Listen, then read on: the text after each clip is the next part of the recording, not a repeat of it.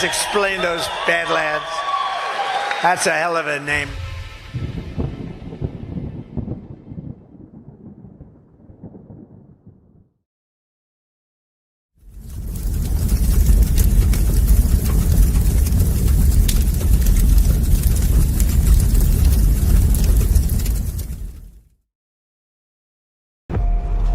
We were sleeping. I've been sleeping. I've been turning away from a truth I wanted not to face. There is a wound that won't heal at the center of the galaxy. There is a darkness reaching like rust into everything around us. We let it grow, and now it's here. How many men have you killed, Merlin? I don't know. 50? 100? Countless. Countless has a nice ring to it. And how many lives have you saved? 500,000. Population of King's Landing. Tell me if your precious Randy commanded you to kill your own father and stand by while thousands of men, women, and children burned alive, would you have done it? Would you have kept your oath then? Our time has come. We prepared. We grew stronger. While you rested in your cradle of power, you were trusted to lead the Republic. But you were deceived. You assumed no force could challenge you. And now, finally, we have returned. The visions are clear now. I see possible futures all at once. Our enemies are all around us. And in so many futures they prevail. But I do see a way. There is a narrow way through. It's not a prophecy. It's a story that you keep telling, but it's not their story, it's yours. They deserve to be led by one of their own. What your people did to this world is heartbreaking. We gave them something to hope for. That's not hope!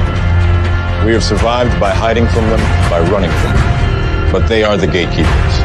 They are guarding all the doors, they are holding all the keys, which means that sooner or later, someone is going to have to fight them. I wish none of this had happened. So do all who live to see such time, but that is not for them to decide. All we have to decide is what to do with the time that is given us. Forgive me. I did not see. I have failed you all. You will bring me. Captain Armor, I do not know what strength is like that. But I swear to you, I will not let the White City fall. Our people fail. Our people. Our people. I wish you good fortune in the wars to come.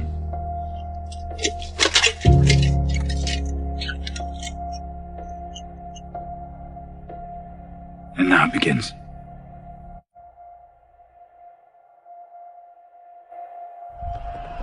No. Now it ends.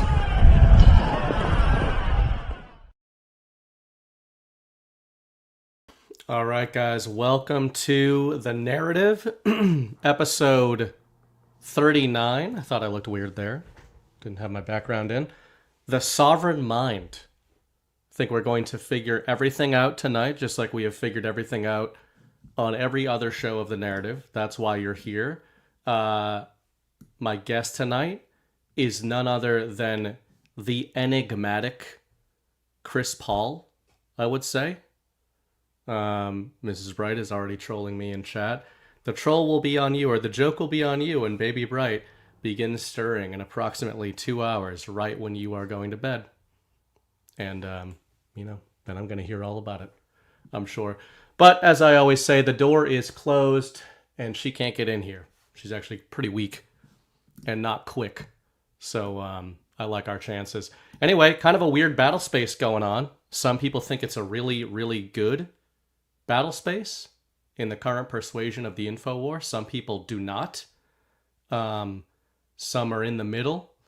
But I find these circumstances and these sort of these situations to be some of the most interesting, which is why I wanted to bring one of the more interesting guys I know onto the show tonight. I want to bring him on all the time, but this is a great week to have him on because, just like I always say with Ghost is the narrative shield for Badlands Media about it, for us to venture into sort of Zion-y territory, like dreidel-ish territory. You guys know what I'm talking about.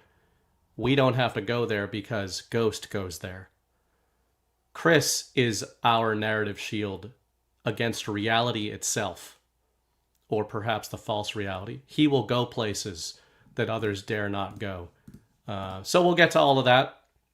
We're going to talk about a lot of the stuff coming out of the Charlie Kirk deployment, a lot of the stuff coming out of, I'm not intending to go into all the details of what was said at the tribute and everything. Again, on this show, I like to keep it macro. So we'll talk about some of it, but really I want to explore what does the macro battle space look like right now? What does the battle space of the mind war look like right now? Because really the mind war is what the info war is there to win. The info war is just sort of the mechanistic side of things. The mind war is what it's all about. I often say in my writing, we're in a battle both for and within the collective mind of American society and world society. And there's some interesting stuff going on in 2025. And I definitely think that has accelerated recently, which is, as Chris and as my other friend, John, sometimes friend, have been saying over the last couple of weeks on their own Saturday show, this is the time when we need to be most sort of steadfast in cultivating or in making sure, rather, that we're actually the ones feeding thoughts into our own heads and not the other way around. So before I bring him on, I'm going to thank a few of the sponsors, a couple of the sponsors of tonight's show. That is beginning with our friends at River Bitcoin. Ready to stack sats? River's got your back because they're Bitcoin only, built by Bitcoiners and for Bitcoiners. With River, you get zero fee recurring buys, set it and forget it every hour, day, week, or month to grow your Bitcoin effortlessly. 3.8% interest on cash, FDI insured, no minimums, no hidden fees. Withdraw anytime to supercharge your savings. US-based human support from an expert client services team, plus private client services for buyers over $100,000. We have business accounts to invest in Bitcoin, strengthen your balance sheet, and earn that 3.8% interest paid in Bitcoin, fueling your next big move. River has best-in-class wallets for easy sending, receiving, and managing your Bitcoin on one secure platform, and tons more like free educational resources from Bitcoin basics to advanced strategies, plus unmatched security, full reserve custody, no lending your Bitcoin, multi-sig cold storage, and verifiable proof of reserves for total peace of mind. Start now at badlandsmedia.tv/river. That's badlandsmedia.tv/river. Move your cash to River and earn real returns with Bitcoin. The future starts today. And our other sponsor for tonight's show is a company run by our very own Jessica. And we have used these products in the Bright household. We've even used them on our infant baby Bright. And he is not only still with us, he's actually doing pretty good. Pretty damn good these days. And at least part of that on the skin front, I would attribute to Jessica at All Good. Make self-care great again with All Good. Ready to flaunt gorgeous, healthy hair? Try the deep conditioning tallow hair mask and let your locks shine, then swoosh to your heart's content. All Good uses only clean, purposeful ingredients like 100% grass-fed tallow and organic cold-pressed oils, all packed in glass containers, pure goodness inside and out. Glow up with All Good's no-tox smoothing serum to rejuvenate and tighten your skin naturally. No toxins, no parabens, no sulfates, no BPAs, and no BS. Grab yourself a bundle with All Good favorites to see what all the buzz is about. Don't forget to leave your review. Shop at badlandsmedia.tv/allgood, and a portion of your purchase goes directly to support Badlands Media. Use promo code Badlands for 5% off, plus free shipping over $75. That's badlandsmedia.tv/allgood, promo code Badlands. And again, well, I am not a skincare product user. My wife is, and apparently our baby is. So we would wholeheartedly endorse All Good. And then one more piece of housekeeping before I bring Chris on. We're going to do kind of the story right now. We're going to do a theme and thesis tonight, which is all about the sovereign mind. So we're going to actually try to map our analysis of what is or isn't going on in the mind war right now with maybe some actionable conversation. Chris and John had a conversation kind of like this last night, but I think we'll end up going in different directions. And last piece of housekeeping. For those of you who supported my Kickstarter campaign, first of all, thank you for the millionth time. I know a lot of you watched this show, obviously. I sent out the backer survey that went out today. So if you backed the campaign, you need to answer that survey. It's going to ask you for your address so I can actually ship you your book and whether or not you want your name there, that sort of thing. So check your email, check your spam folder. If you can't see it there, go to the Kickstarter page and look for a notification there. But please answer those within the next couple of days. And we will start producing those books in October once we know how many we need to produce. And without further ado, I'm going to bring on tonight's guest, Chris Paul. How's it going, man? It's going good. How you doing? Pretty good. I'm a little sick, actually. And I just I had a little something last week. And I feel better now, but the voice might be a little off. I felt a little nasally all week. Right. But we're going to keep it in tip-top shape. We are going to just press on. Yeah, obviously Chris and I do the Story Hour show on Tuesday nights, and I very much enjoy that. I actually really liked our Godzilla episode. That was fun, Sometimes it's, movies that I wouldn't think are going to lend themselves to where we end up going. Yeah. I mean, but I do... sometimes even when we sometimes when we have a stinker of a movie, we have a great conversation, and sometimes when we have an amazing movie, it's like not even as good. Yeah. Right. But all that to say, we don't get to just talk about sort of InfoWar stuff as much. We use the movies as guides and talk about a lot of things there, but it's always fun to catch up and talk about sort of current InfoWar things. So generally speaking on the show, I like to kind of do the story right now, and then the second half get into more broad topics. With you here, it'll all be broad, I'm sure, which is good. But the story right now, I've been calling it the Kirkening. We've got the Charlie Kirk, the turning point, as some are cringily calling it. But really interesting and crazy and change-oriented time, sort of on all layers of the info war. Mm-hmm. I often talk about, we've got these different terms, right? Info war, shadow war, mind war. We sort of sometimes use them interchangeably, but I do think there's differences of what each of those is. And I think this Charlie Kirk assassination and Fallout is hitting all of them. It's hitting actual layers. It's hitting narrative info layers. It's definitely hitting mind layers in a big way. Mm-hmm. And today we had, if you guys are watching on Sunday, we had the tribute, the big stadium sort of tribute to Charlie. So obviously we've talked a lot about Charlie. We've talked a lot about the effect of his passing, all that kind of stuff, how jarring it was. Mm-hmm. What we're trying to transition to, I think, is what are the effects on what we track? What are the effects on the Great Awakening and on the info war? And I don't know, how do we think it's all going right now on a broad level? How did you feel about whatever you saw today out of the tribute and just sort of where we're at on the back of that narrative? Well, I mean, first you got to say, are we in an information war?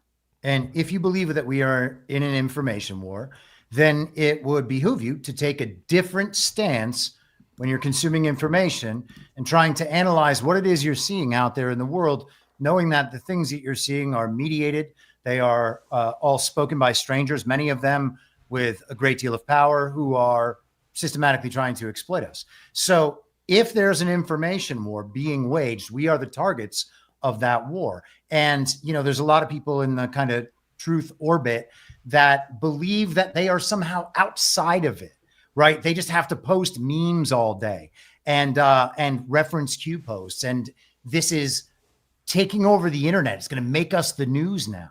why do you want to be the news? Right. What in the world is that? Right. So it's not something that this special group of people is immune to, right? It's targeted at everyone from the top down. And there are even powerful people who are hoodwinked by the same thing for the exact same reasons. And that's why I talk about party of false decorum so often. But if we understand we're in an information war, we need to act like it, which means I see that you are communicating to me only unreliable information, only from proven liars. How am I going to react to that information, understanding we're at information war, right? And I don't think people are doing that. Yeah, I would largely agree with that. And you and John, I can't remember if it was, I think I watched your show. I watched your full show last week with him on Saturday night when I was up in the Great White North. That was a great one. That was obviously right after this stuff had happened. I watched some of last night, and I know you guys revisited some of that stuff. And I don't think this will be repetitive because I think these are really important conversations to have. But something you both said on both shows, especially last week, was essentially, this is when I saw people in chat saying, hey, I felt really emotional watching the tribute today. Mm-hmm. I'm not going to make fun of you for that. I mean, you should. It's a no matter what you think happened with Charlie Kirk, no matter who you think was behind it, and no matter where you think things are going, better or worse in the country on the back of it, it's big. It's a big event. It's a jarring event. It's a jarring narrative. And I think there is this feeling, even with truthers who kind of look at this stuff all the time and think there's varying levels of control and or psyops going on, to your point. Sometimes there's something that just kind of breaks through it. I know John talked about this last night of saying like, yeah, that one really hit him in a way he wasn't expecting. And I could say it kind of hit me too, and not in an emotional way, but in a disconcerting way. Like it hit me in a way of saying, if you're looking at things from a patriot control perspective, the prospect of what happened with Charlie Kirk is going to make you at least evaluate or reevaluate how you are defining that. Yeah. So that's one layer. On another layer, I'd say that's the reality layer, maybe the actual layer. But on the narrative layer, I also found it to be disconcerting. And this is what you talk about a lot, which is the psyops of it all, right? Mm-hmm. On a narrative layer, whether you take the whole story at face value, or you think we could be being hoodwinked on like a reality level here, which is always possible, it is inarguable that the intent of killing Charlie Kirk was mass psychological, right? It wasn't, I guess that's my opinion, but it seems obvious to me for people in this audience, you don't do something like that, whoever did it, to get rid of that guy. Mm-hmm. You do it to visit mass effects onto the people who see you get rid of that guy. Mm-hmm. And I guess that's when I say disconcerting, seeing the fallout in the truth community and in the normie layers. I felt a little unwieldy with it because I'm kind of sitting here going, man, I hope that you guys are all right about sort of what's going on here and what could come on the back of it positively, because it really seems like there's a lot of people reacting and being carried along in a very vulnerable sort of psychological and emotional state on the back of it. There is definitely that. There's a lot of emotion and a lot of psychological stuff packed into all of it. And, I'm, again, not saying I'm immune to that. I've spent the last 5 years examining that and trying to really live with it and feel what it means and see if I have myself spiritually positioned in the right place to be able to deal with a world that is very much different than I was raised to believe that it was. And there is a psychological aspect to that. There is an emotional aspect to that. It's not just figuring out the things online where you, like all the places you were wrong by researching online. I should say it that way. Okay. Yeah. That's like, even if we got all of the facts, and if we talk about epistemology, we can talk about what it even means to get facts. But even if we had all the facts, like even if the government gave us all its classified files, what difference would it make? What difference would it make? Would some people believe it because they've seen on the news that this happened? Oh, got it. Okay, well, now I'm totally turning my life around. It's not how it works. The mental and psychological and emotional impact at some point is going to bring everyone, unless you are totally at peace and have a very close relationship with God, and you have considerable leeway in your life to allow yourself the time and space to be able to deal with these things. Well, you're going to get that impact at some point. And if you don't deal with it, if you put it off, then it's going to keep coming back and coming back and coming back until such time as you deal with it or figure out some worldly way to ignore it by engaging in vices or wasting your time in any number of ways. And I question myself a lot. Am I spending too much time on this internet world, which is why I continue backing away from the internet world. The moment is going to come for everybody at some point. If you don't have that moment, it's probably because you're holding it back. We have been lied to systematically throughout our entire lives. And we've been lied to in very particular ways, meant to invert our understanding of what the world is so that in our wrongness about what it all means, we are consistently serving evil rather than good. Okay? That's the trick. And we have to be aware of that at all times. And I'm not saying I got here 5 years ago. Everybody has a different timeline where they come to these things.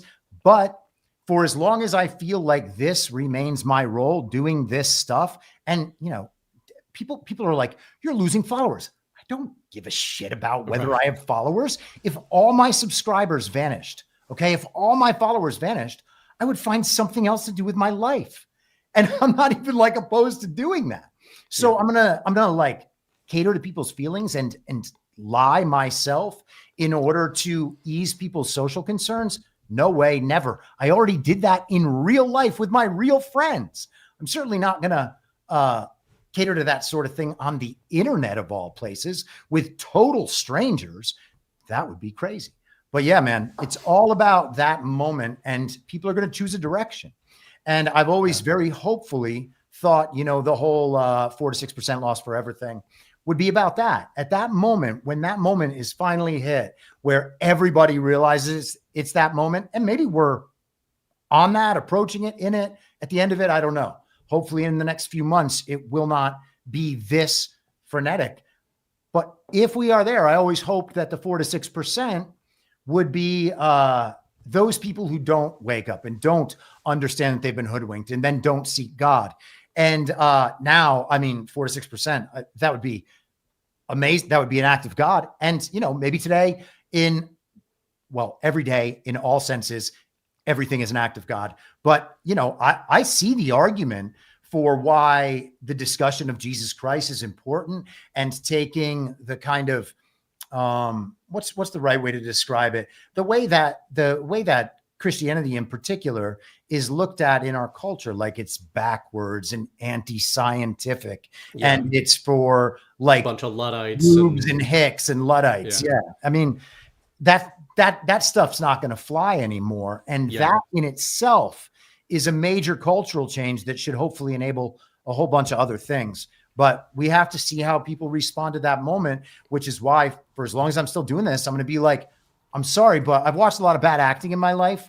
I actually lived in a place that is only a den of iniquity. It's just people trying to climb over one another all the time, saying and doing whatever they have to do. I've seen behind the curtain. I lived for 15 years behind the curtain.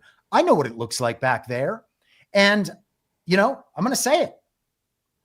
Yeah, that's well said. And that part of it, I was not in that world, but I feel like I'm a good judge of character. My wife has always said that, there's been random times of sort of being like, I don't like that guy. Because you're disagreeable.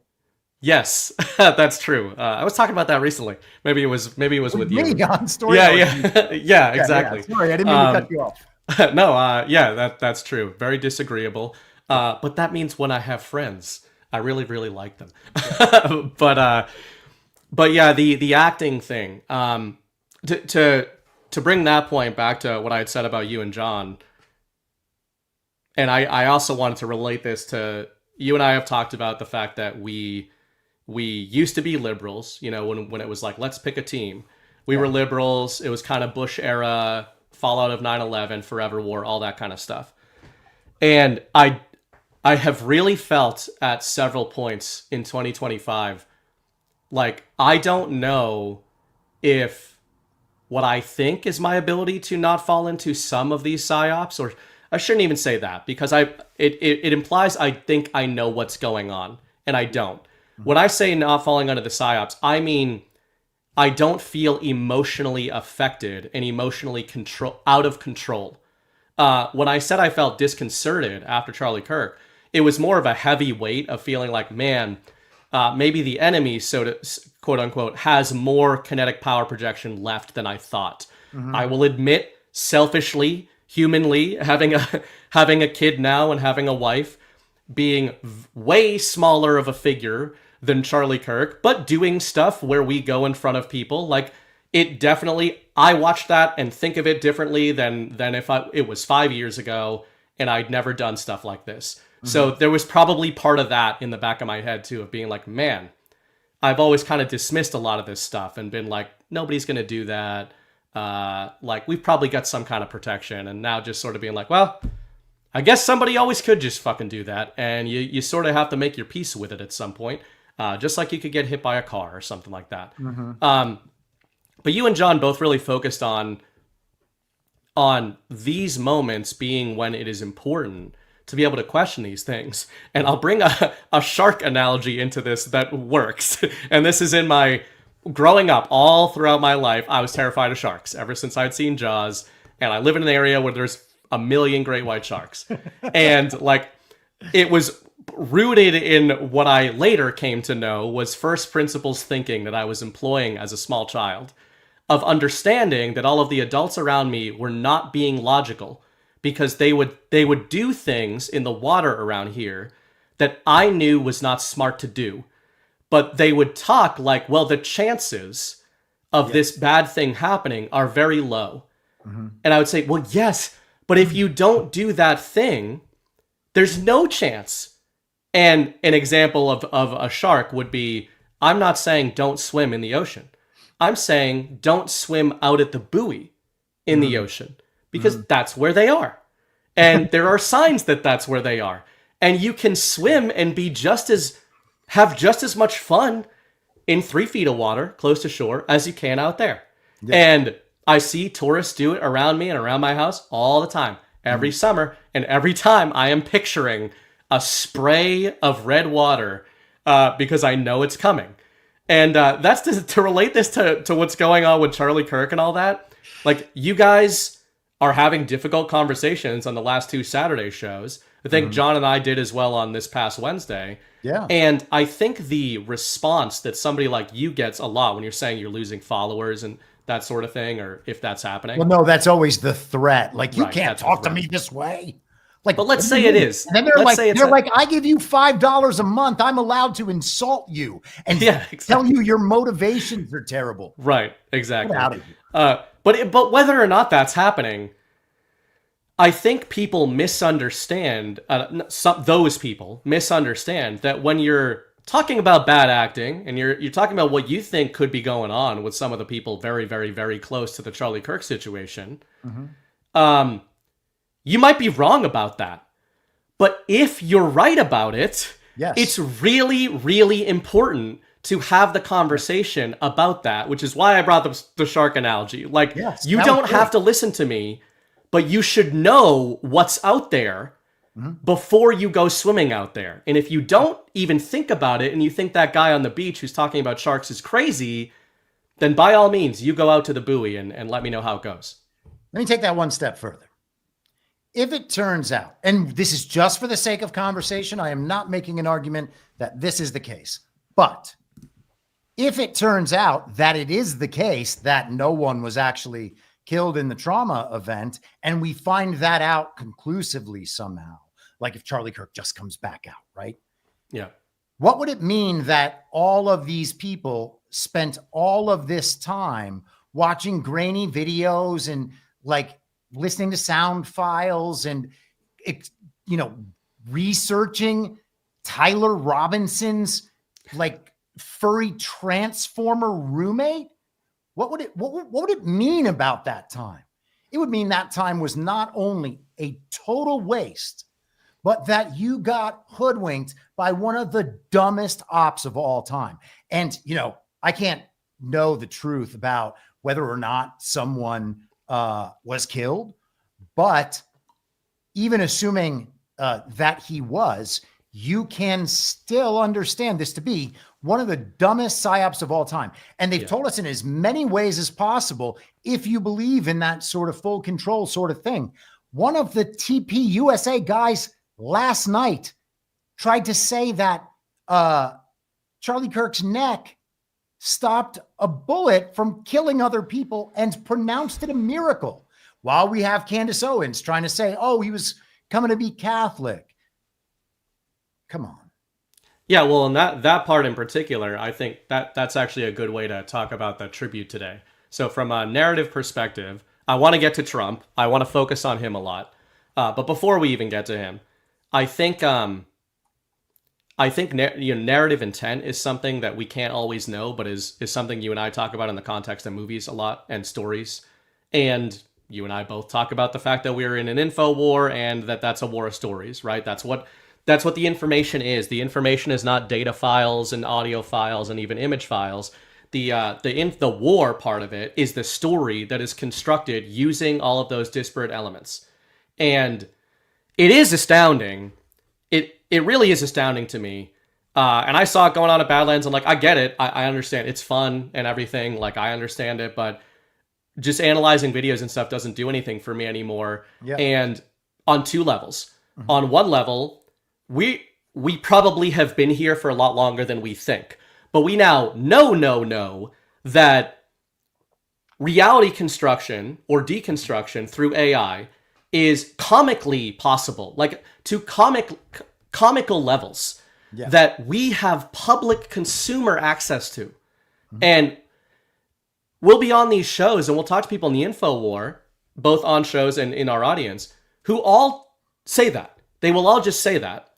And then none apply it to a video that they're watching. And again, I'm not suggesting that it didn't happen, that the event didn't happen. What I'm saying is trying to analyze hand signals and like what direction the bullet went in on a grainy 240p video in an era in which they could make the most photorealistic 4K 3D representation of a mass trauma event you could ever see, with consumer grade AI, never mind what the people who are lying to us to control the world have access to. So that's one layer of it. The other layer of it is that, as I talk about a lot, especially in conversations with you, it matters far less to me what happened and way more to me what is the story being told on the back of it, which relates to what you just said.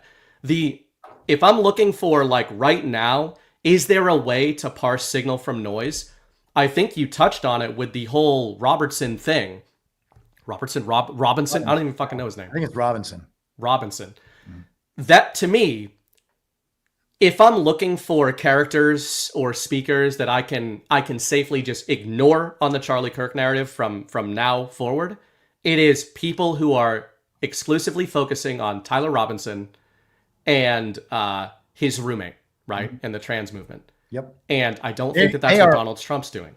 No, and they are obsessed with trannies. They think about trannies every day. They argue about trannies in their lives all the time. I mean, I've seen it plenty, even just socially. People are always talking about trannies. Why is that? It's because they consume tranny content 24 hours a day, 7 days a week from the Daily Wire. And we are just supposed to pretend that the Daily Wire, as controlled opposition, is actually saving children rather than making sure that that narrative is all everybody talks about for a decade. always the wee-wees and the hoo-has. It's all about that. Nothing else aside from that. Oh, you want to say some things about some trannies? Okay. I know. I heard the left hurt you so badly online. Yes. Thank you for telling me that. Oh gosh. It's all so dumb. The story is the only accessible part of the reality as we observe it, and therefore should be the only part treated as real if we are being responsible. We can talk about what it's like if more elements of that story are real, but the only thing that's real as it comes to us is that story, and even that's a little questionable. So we are in significant problem territory when we start. All right. We're behind the 8 ball because the thing that is lying to us has all the resources, all the comms. They've studied this stuff for millennia. Like, that's a significantly, the decks are stacked significantly against us. Let's say that. There is one tool that we can wield at our disposal with no effort required and defeat them in every facet all the time. And it is simply withholding belief when we see shit on the screen. Just say, no, sorry, and see what happens. I promise you it's okay. You can just, if everybody just stopped believing it. In fact, not that I want this to happen because I believe it would create societal chaos, but if the power went out or just all the internet went out for a period of days, probably not even that many days, people would be like, oh gosh, that's not the real world at all. And we all know that would happen, but we're like, it's okay. We can manage it. That's the same thing every addict says. Yeah, absolutely. I was talking with you and John and a couple others actually earlier today about this. I was watching a Michael Saylor interview, as I am wont to do. And at the end of it, it was interesting to me because he kind of went into a rabbit trail that this community and we have gone into many, many times, both publicly and privately, about the nature of the internet and the info war and all that. Because I was kind of saying, I have no idea if it's connected or not, connected on a planned level or just the second order effects of the Charlie Kirk assassination. But man, are people just like creating accounts and coming into my chat and like going into my comments on Substack and accusing me of being AI and all this kind of stuff. And like just weird, a different pattern of trolling than I've noticed before. In the past, it's like so easy to spot a bot or a bad actor, in my view, because they'll just be saying something that makes no sense. They clearly don't really know anything about you and are just, trolling your comments. Lately, it's sort of been people like picking one very specific thing that I've said and just going at it for days. And Saylor in this interview was talking about how, he kind of, to your point about kind of unplugging, he was talking about MicroStrategy and how, Saylor was talking about it as this kind of savior of Bitcoin a few years ago. And now it's like, man, the Bitcoin community, a lot of them seemingly sort of hate him and like, actually, he's everything that's wrong with Bitcoin. And he's like, yeah, it turns out that like, if you just turn the comment section off and I go to these conferences where I meet thousands upon thousands of people, like none of that is happening. And these business deals are getting done and we're doing the things that we're doing. And it turns out that like my comments section and those people doing that, and then he was saying that a lot of them are paid. And we've definitely seen that. We know that that's actually happening. But it does feel like on the back of this event, to me, that is another marker of why we need to be really sober-minded when looking at the fallout of the Charlie Kirk assassination from an emotional level and a narrative level, is that it is clearly either being weaponized, or probably both, being weaponized, and there is a lot of earnest spin out occurring, like people who really are kind of spinning out on the back of it. And either way, it feels to me like the truth community is becoming this minefield in the wake of that. And I guess I would just ask people who are really emotional and like, we gotta band together on the back of the Charlie Kirk thing. If you're this emotional and you're finding yourself attacking people who disagree with you about Charlie Kirk, it might be that you're falling into a narrative or a psyop that is not yours, like something that you did not see coming. It doesn't mean you are for sure. It's okay to get emotional about bad things happening, but this one really feels like people in truth community and in MAGA got really, really emotional on the back of the event. And man, were there a lot of people just waiting on the other side of that funnel to grab all that emotion and start trying to push it in a certain direction. Yeah, in fact, that's what the entire thing has been the entire time. It was that way immediately as soon as the event itself was disseminated on the internet. That is what happened. A messaging campaign showing the event was disseminated on the internet. And within seconds, a coordinated media op began. Megyn Kelly had Glenn Beck on like 10 minutes later. And Beck was like, "Oh, Megyn, I just heard from somebody at the hospital that he's still alive." And I mean, he said then later that it was like his daughter was at the college when it happened. Okay, did she travel in the black SUV they immediately carted his body off into? There are too many unexplained things here to even go one level, like even approach that foundational level. You already know there's something rotten at the foundation. Anywhere you go after that is going to be like on a really poor foundation. Anything you build on that is liable to come crashing down, and it probably will come crashing down. As soon as, and especially if you say you want the truth to come out, well, a lot of people who say they wanted the truth to come out or want the truth to come out, believe that Tyler Robinson is really the shooter and not just some patsy. And then they spent the rest of the weekend talking about, or the rest of the last 10 days talking about wee-wees and hoo-ha's and how the left is celebrating.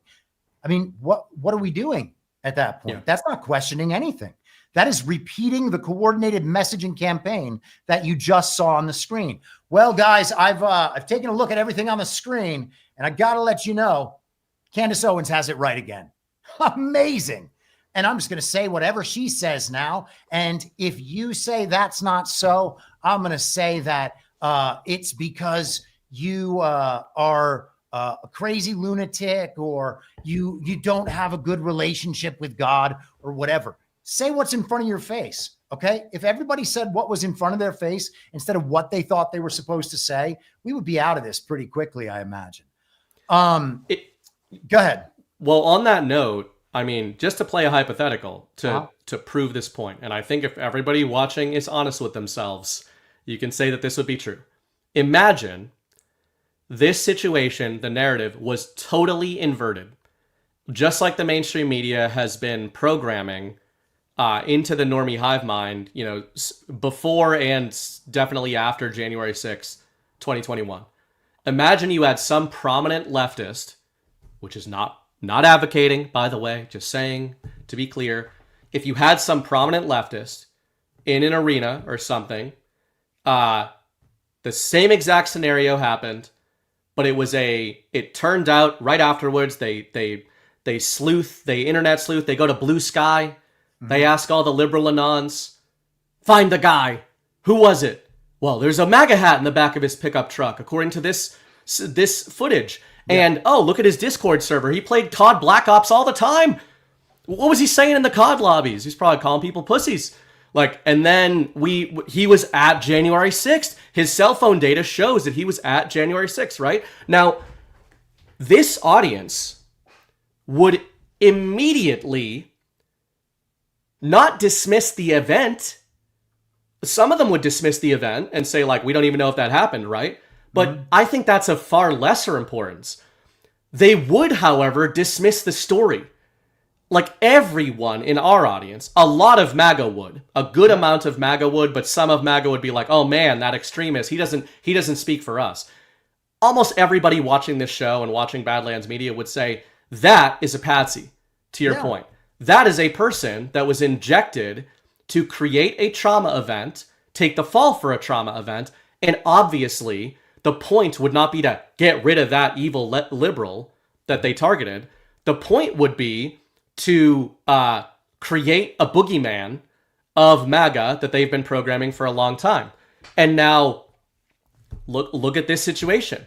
We've got this boogeyman that you've been talking about this for years of the world's leading producers of trans content. If you're looking at the TV characters that you talk about, the ones who, in my opinion, are saying things that I find interestingly divergent and not so parallel with Donald Trump, which I want to get to, they're all the people that you've been talking about for a long time. They're all the Con Inc. crowd we've been talking about.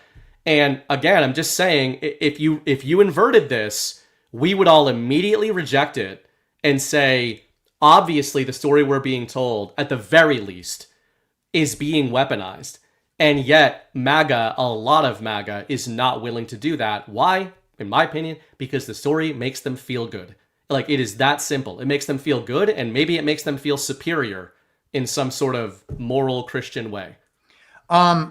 Yes, I agree with all of that. And I think you're on a great path. What does it mean that it's all just an info op if it is all just an info op on this side, right? What does it mean, full control? Okay. All of these traumatic effects are still being visited on the public. Is it going to wake up the normies? Well, we've seen no indication of that so far in 5 years because all the info ops have been this blatant. I mean, I showed the video last night of the Afghan plane. Remember this? Yeah. Yeah. Gear is the U.S. military plane. Look at that. Yep. Look at that. That was the initiating piece of content for that entire storyline. The people falling over in China from COVID was the initiating piece of content for the very deadly pandemic narrative. Paragliding go-karts was the initiating piece of content for the Israel narrative.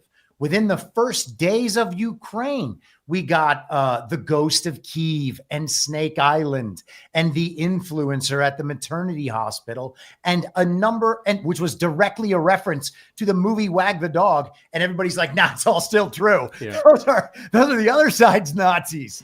It's all like, it's in our faces. And what does it mean, by the way? I know everybody's like, oh, you can't call everything fake. Well, I feel like I can call all this stuff fake. What does it mean that you can't call it fake?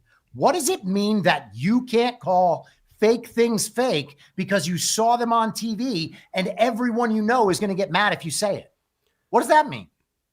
And not only that, but again, a lot of the people getting mad about calling any aspect of this narrative fake are the ones who are posting the inflatable aircraft video that you just posted to tell everybody that those things are fake. And again, if they would reverse it, that like there's a lot of people in the truth community, the quote unquote truth community, who will call things fake. They'll call the Biden presidency fake. They'll say Biden's wearing masks and he's a clone and this is fake and that's fake and this other thing is fake. But again, that's where I think emotion comes into it. It doesn't mean we're advocating that this narrative, that this actual is fake, necessarily. It's just that the reason, this is where the epistemology stuff comes in, the reason most people are not willing to say that is because they want it to be true. They have already attached to the narrative. They have attached to the story. This is why, the whole log line of the show, the war is a story, the story is a war. I think that goes both ways. It's not like I'm always trying to demonize storytelling. You and I talk about this all the time. I think one of the real credits and genius of Donald Trump and whatever is behind him is that baseline understanding. The understanding that to win this war, whatever it is, we're going to have to tell some stories. I'm not referring to psyops necessarily, although that could be the case. I more mean Donald Trump himself is a story. Like, he's clearly a character. He's led with stories. He's built himself into a story from the start. There's a deep understanding of narrative structure, of symbols, of ciphers that is within that Trump core, which is one of the reasons I have a lot of trust in them. But, you have to understand that the reason that they needed to do battle in that way, in my view, is what you referenced earlier. They are against a cabal, using Kabbalah, as you have pointed out, that has centuries of subversive narrative mastery. And at the time Trump came down the escalator, at least, near full control over the information battle space. Which, what is that? the narrative dissemination battle space, the storytelling battle space. So again, this is why Chris and I focus on the story, because that's what they are focusing on. It's what the liberals are focusing on. It's what Con Inc. is focusing on. And yes, it's what Trump is focusing on, even if they're all trying to steer it in different directions. Yeah, I mean, and the Kabbalah thing, there's a whole lot of number magic and gematria in the so-called truth community. Well, you're practicing Talmudic mysticism. I don't know what else to say. You know, it's like people are like, no, it's not like that in this case. You see, the good guys are doing this. Right. What? You were listing a bunch of things there that were fake. A lot of people in the audience believe that JFK Jr.'s death was faked and that he was moved off the board to go live somewhere and may come back into the picture again. So is it really that far afield for other people to consider that other events might be like that? I'm not saying that's not possible, and I'm not making fun of them for believing it. That's among the possible things that could happen in this world. And so I would never discount it 100%. Now, I'm not convinced in any way that that is what happened, but I'm not going to rule it out because there's no reason for me to stop thinking about that and assume that I know something that I definitely don't know. And that's all you have to take it to. If you can reach that point, that's all you need. You just need to withhold belief. It's not difficult. It's like, it's just, hey, don't trust strangers. That's the sort of thing we're taught when we're 3 years old. That's one of the first things our parents try to drill into our heads. Don't go anywhere with strangers. Don't trust strangers. You know what? Don't talk to strangers. And instead, what do we have? All day, internet strangers telling us to listen to rich and powerful strangers, all these people we will never meet, and all these people involved in the exact same system. How long do we want to get hoodwinked by this? We think it makes us good people to give them the benefit of the doubt. Oh, I would never say these people are bad people. Why do you think that about them?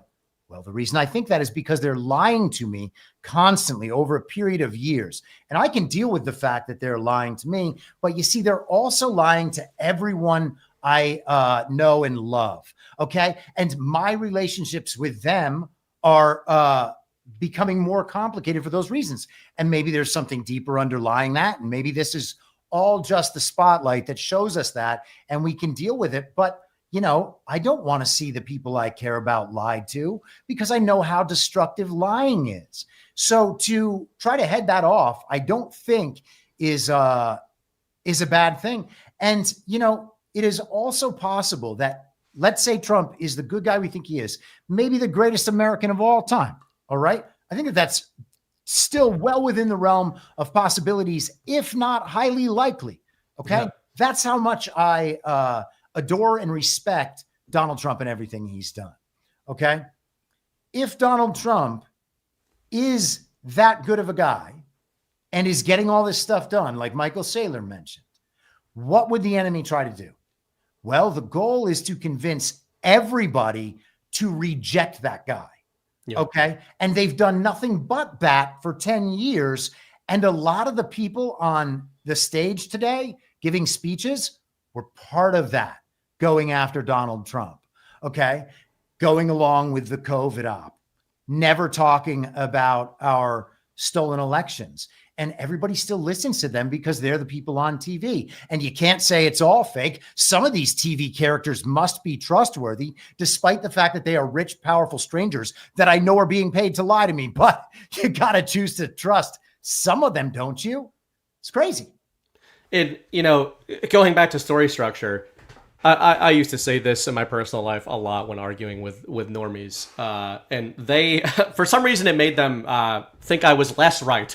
But I used to refer to movies a lot in these first principles arguments. And I would say, if you saw this in a movie, you would immediately know what was going on, right? And an easy way to say that would be, you would immediately know who the bad guy is. You would immediately know what the intent was. Now, that's not the case in every single movie, but sort of a archetypal storytelling structure. You're going to see this. You're watching an adventure movie. You're watching a hero's journey.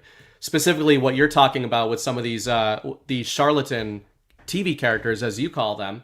Think of You watching Lord of the Rings and you see Grima Wormtongue come onto the screen.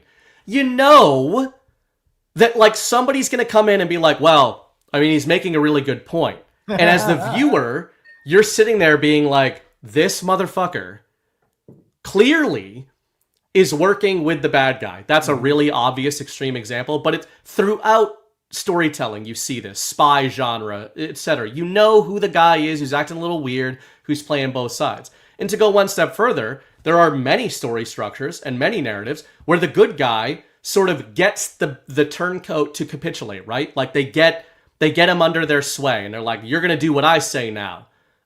You were working for the bad guy, now you're working for me. As the viewer of that fictional story, you can understand that the good guy, that Aragorn, has control of the situation. And you trust in Aragorn, right? Mm-hmm. You don't transfer that trust to Wormtongue. And that's kind of why I used to think of things that way, and it never worked. That's great. But that's kind of what I think, to your point about the TV characters.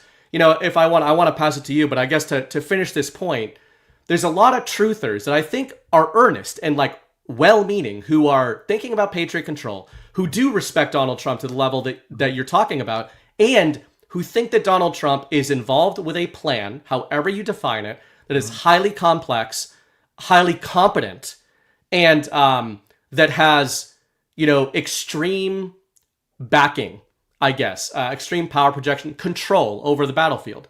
So when they see a Marco Rubio, who 3 years ago they were calling a Con Inc. rhino charlatan, saying nice things about Donald Trump or Charlie Kirk at a service or being in Trump's administration, that's how I see it. It's like they are seeing, maybe understanding correctly that Trump and what he's forwarding has your best interests at heart, and there's a good thing here, but they're transferring that to these characters. And I don't know, that's just kind of how I see it. And I just feel like if you were watching a fictional version of this, you could understand that Marco Rubio maybe is doing the white hat's bidding right now, but you should not trust Marco Rubio, even if Donald Trump is telling you to right now. Man, I think that is exactly the right diagnosis. And I think that the Lord of the Rings example was spot on. That is exactly how it is. That's how I think of it. I've never had it in those terms. That is very clear, a very easy way to remember this effect. And that's what good writing does. That's why the Lord of the Rings is still read, 80 years later or whenever. Yeah. And it's stuff like that people get from literature, and it helps them understand the world and what we're dealing with. There's no reason to trust anyone else. Okay. And there's no reason to trust anyone, period. But Trump is a great catalyst for truth. Trump's effect in the world has brought tens of millions of people, if not more, worldwide, somewhere closer to the truth. The illusion is wearing away. You know, the scales are falling off the eyes, as the old what is it, an adage, saying, whatever. That's happening. Trump is a catalyst for that.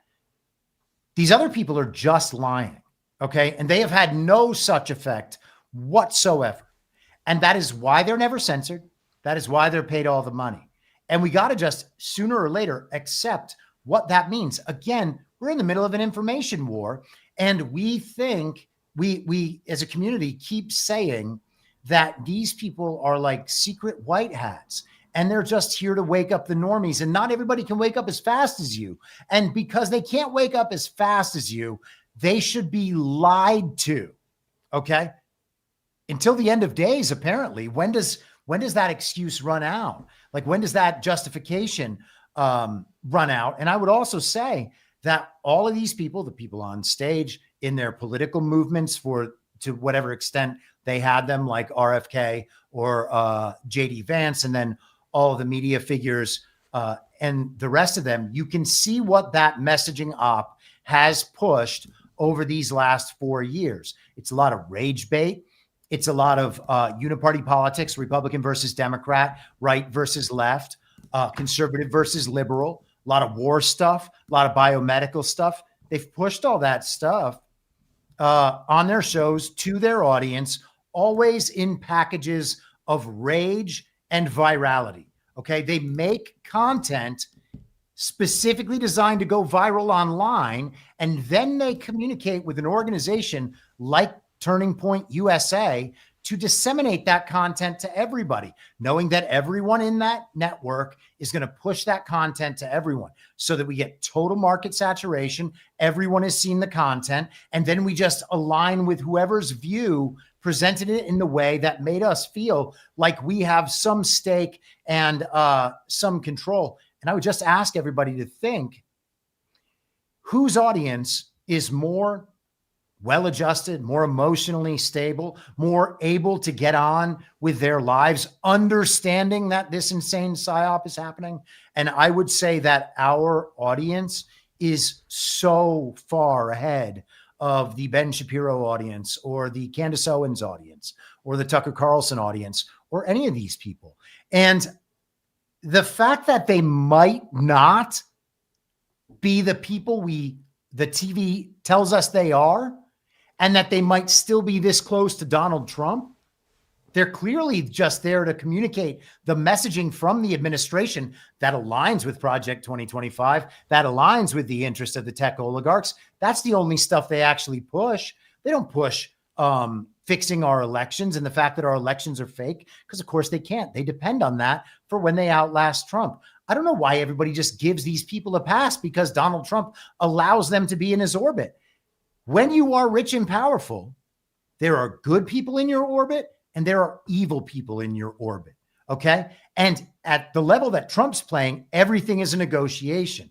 All right. Hey, you know what? We want Rubio to be the Secretary of State. And if you are willing to do that, well, then we're going to tone it down over here and we'll do this and that. And I imagine that they're probably hashing these things out all the time.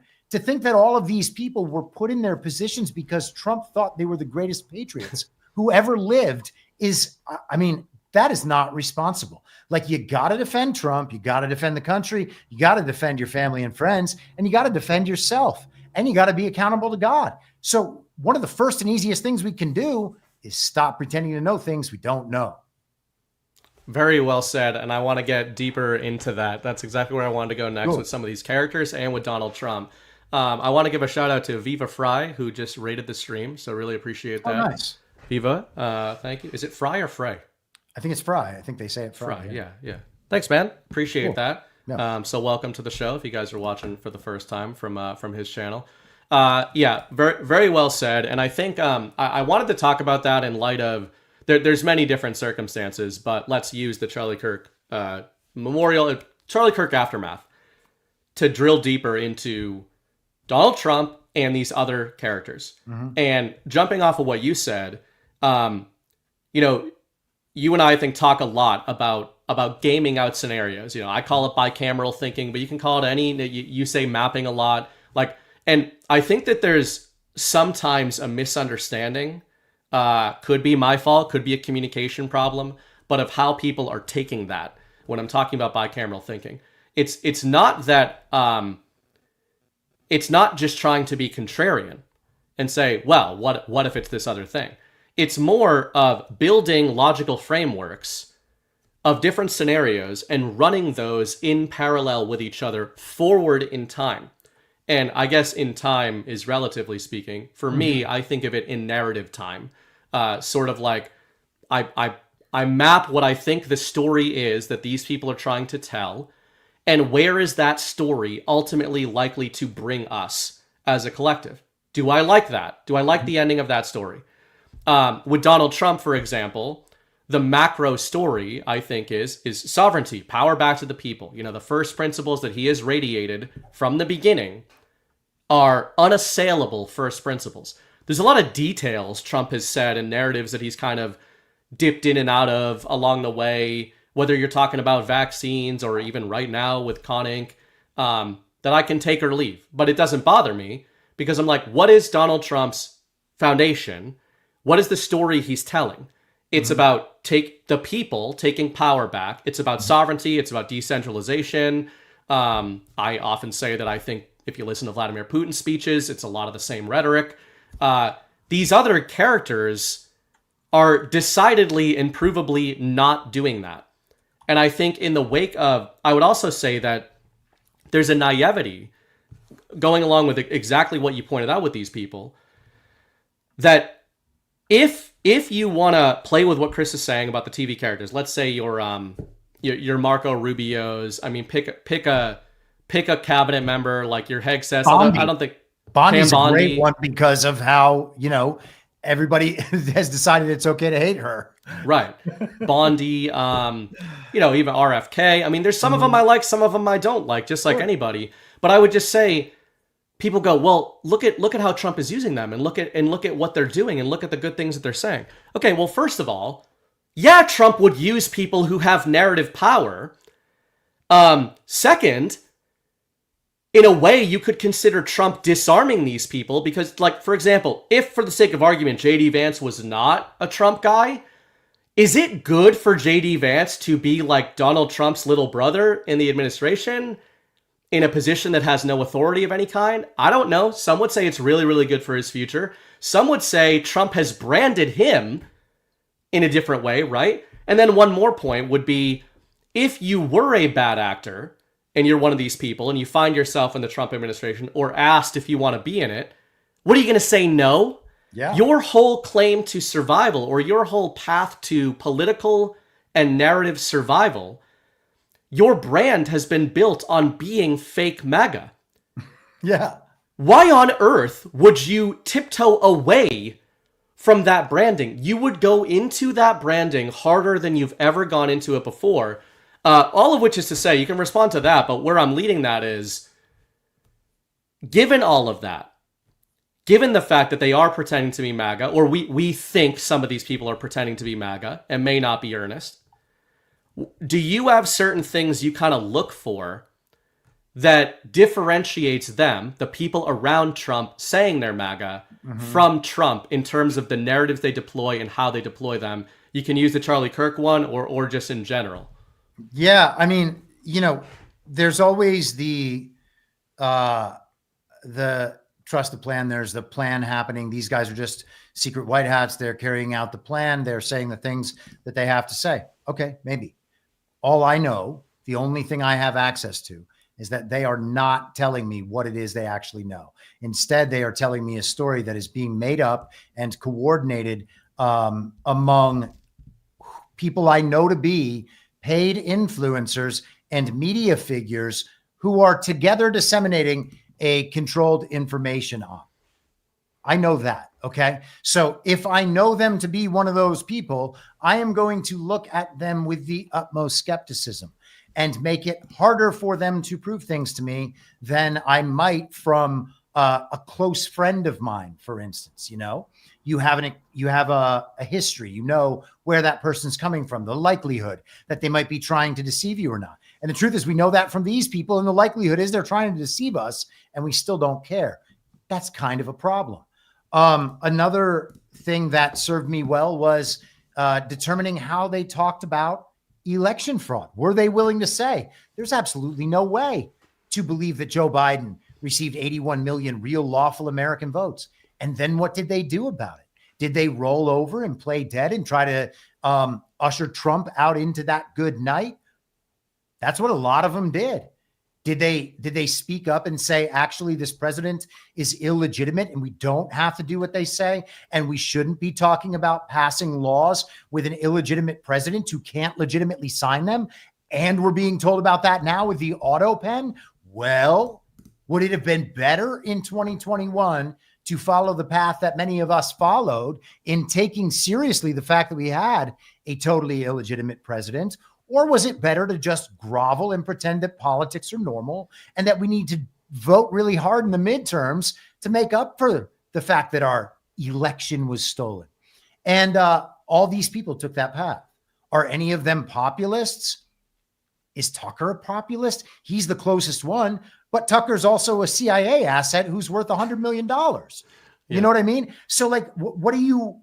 how much credit are you supposed to give someone for the lip service to good things like the needs of the American people, or also gotta understand that there's a lot of people out there that will use your religious beliefs and your sentiment and respect and reverence for other people's religious beliefs against you.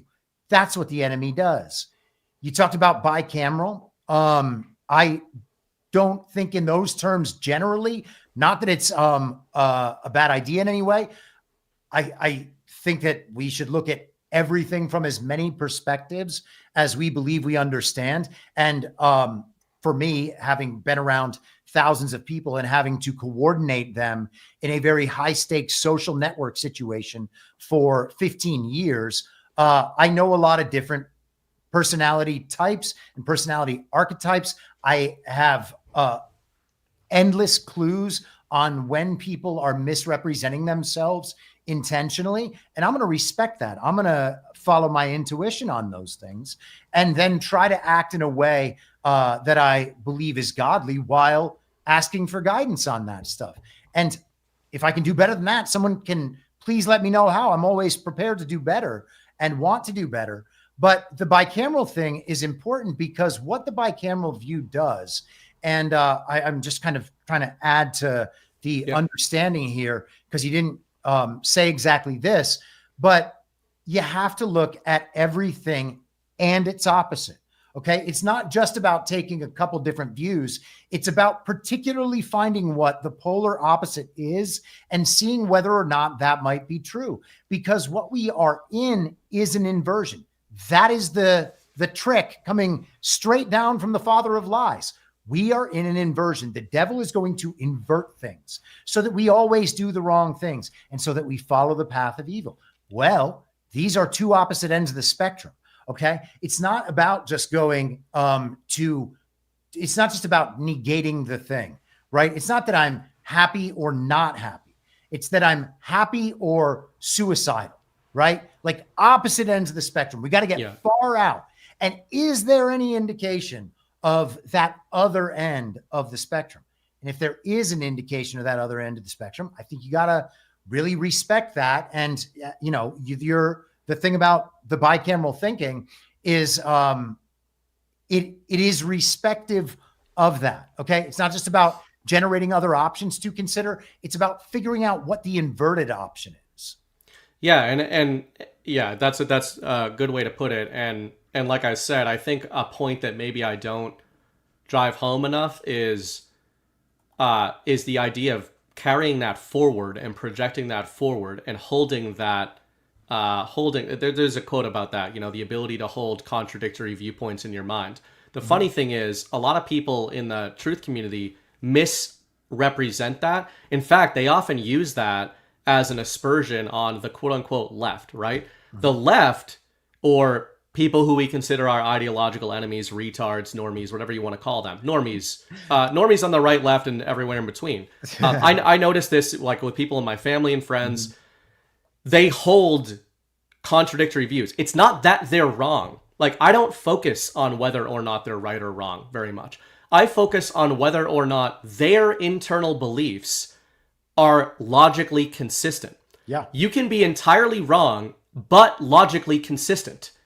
And you can have really smart people who are entirely wrong, but entirely logical about what they're saying. And the truth community often misrepresents that or misunderstands that, I think, which is an oversight. And the distinction I would put on it is, it's like during COVID, you would see the true believers in the deadly pandemic who really did think that there was this pandemic out to get them. But around people they liked, they would kind of skirt the rules. Yes. And they're pods. Yes. And now, of course, some of these people were charlatans through and through, right? Liars who they were not scared of the pandemic. I would submit to you, though, that there are people who really were scared and terrified of the pandemic, but then would act that way in their inner conclaves. And that is an example of they are holding contradictory viewpoints. And they are unable to sort of apply the macro to the micro. They're looking at the story. You're talking about people falling down in Beijing or, Wuhan or whatever. And they're looking at that and they're believing it and they're afraid of it. And I know this of people in my family, especially up in Canada, really were afraid of this kind of stuff. But then I notice if I'm around them as an unvaxxed, unwashed, vagrant, they were, out of politeness to me, eschewing a lot of these rules in my presence, which I suppose in one respect is like shows that they care about me and don't want to offend me and all that kind of stuff.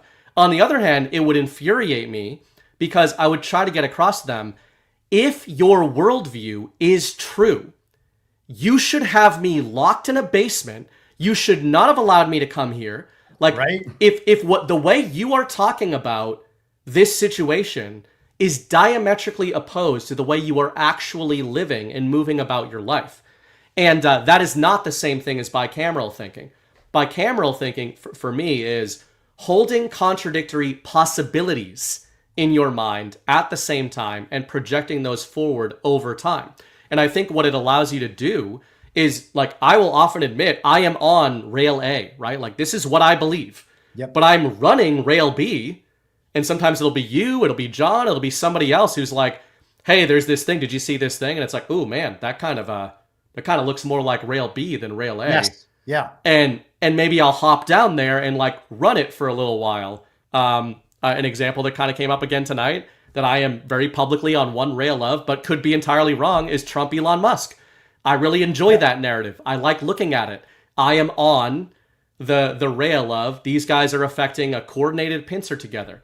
That could be wrong, and you have to run the other rail of, would it look that much different than what I'm seeing if I'm wrong about that? If I'm wrong about that, what I think it would imply is Elon Musk is really, really good at this and really, really subversive, like better than some of the other characters we're talking about. Yeah, and I think that that's really important to focus on. Are there indications that he is actually a bad guy instead of a good guy? Well, yes, there are indications. You could make the argument that he's a bad guy. I don't feel a need to decide whether or not a rich, powerful stranger is a good guy or a bad guy because I'm not 4 years old. But we have to keep ourselves open to both options because we don't know them.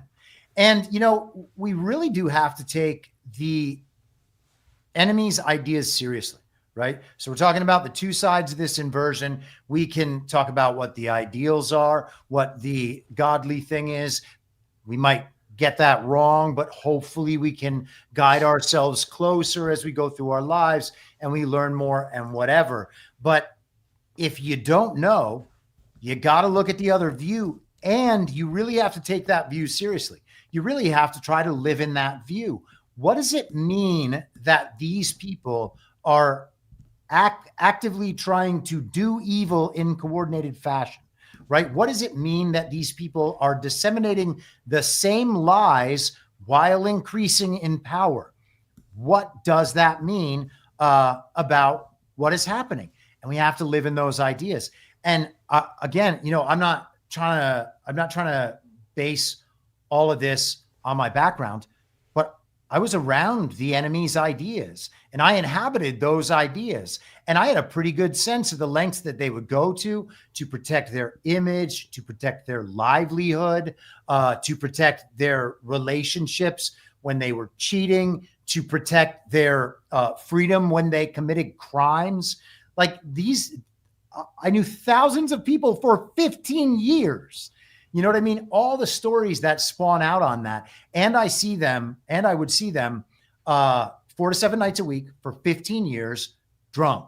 Okay. Which means that I am either getting the honest truth or the biggest lie that they can possibly tell to cover up all no in between. Yeah. Well, I mean, in vino veritas. And then some people are blacked out and have no idea what they're saying. And then there are some people who are dealing with crippling insecurities and hiding it under alcohol. And they are going to be dishonest in a very specific way. And you can work back from there and then say like, oh, really? You're talking tough about all these like girls you're going to chase, huh? Oh, it's because you think, well, maybe he's just heard about women right now. He's had a rough experience. And then 5 minutes later, he says, yeah, I just broke up with this girl I was dating. It's like, oh, Okay, well, I see what this is. Now you've given me some proof that the opposite thing from what you're saying is true. I got to understand now that you're lying to me. That's well said. I would just say that when you're Irish hard enough, you just sort of in vino veritas all the time. And then just even more so when you're actually in vino. But well said. And I wanted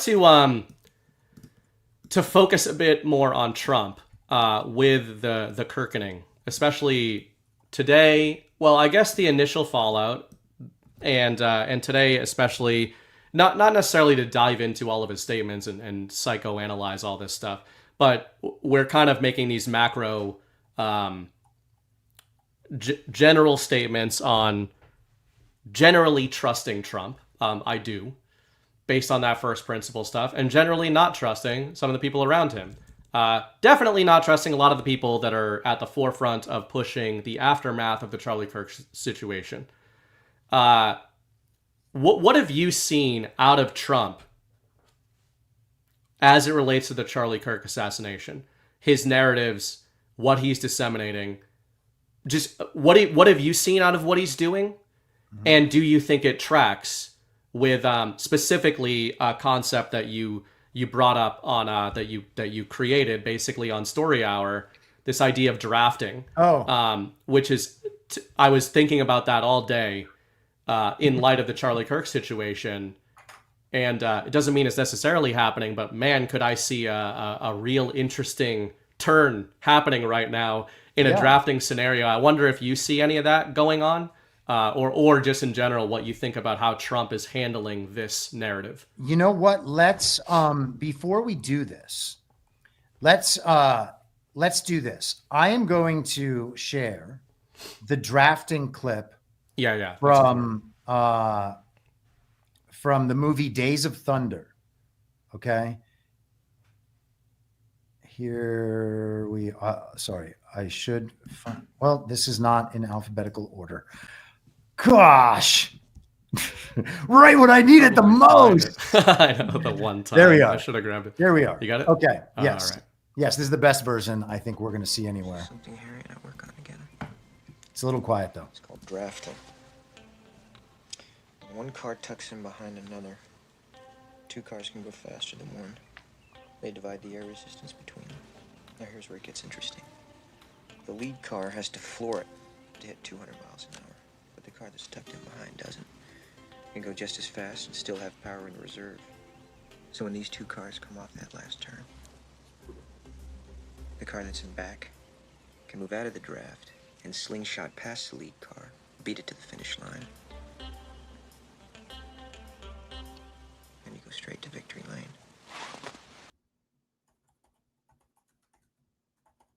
So, the idea being, two things are traveling together, okay?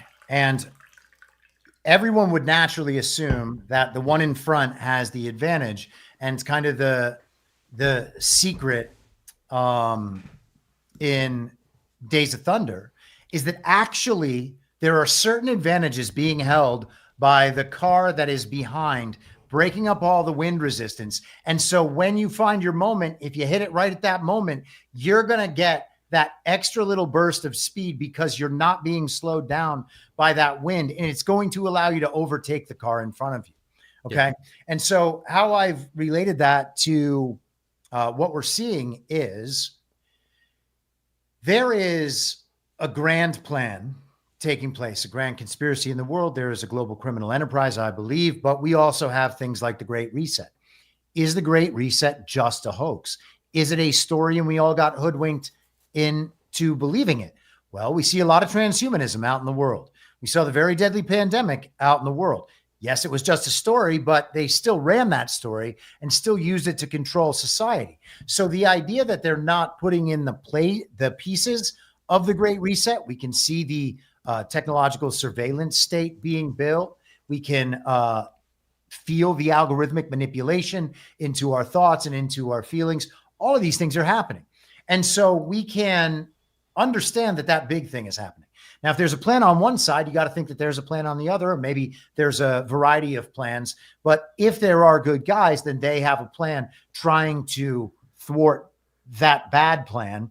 And the best way to do that would be through the inversion of each one of those pieces so that everybody can understand, oh, this is the real one. This is the inverted one, rather than how we have it now. Okay. So it's the swapping of those two things. That's what has to happen.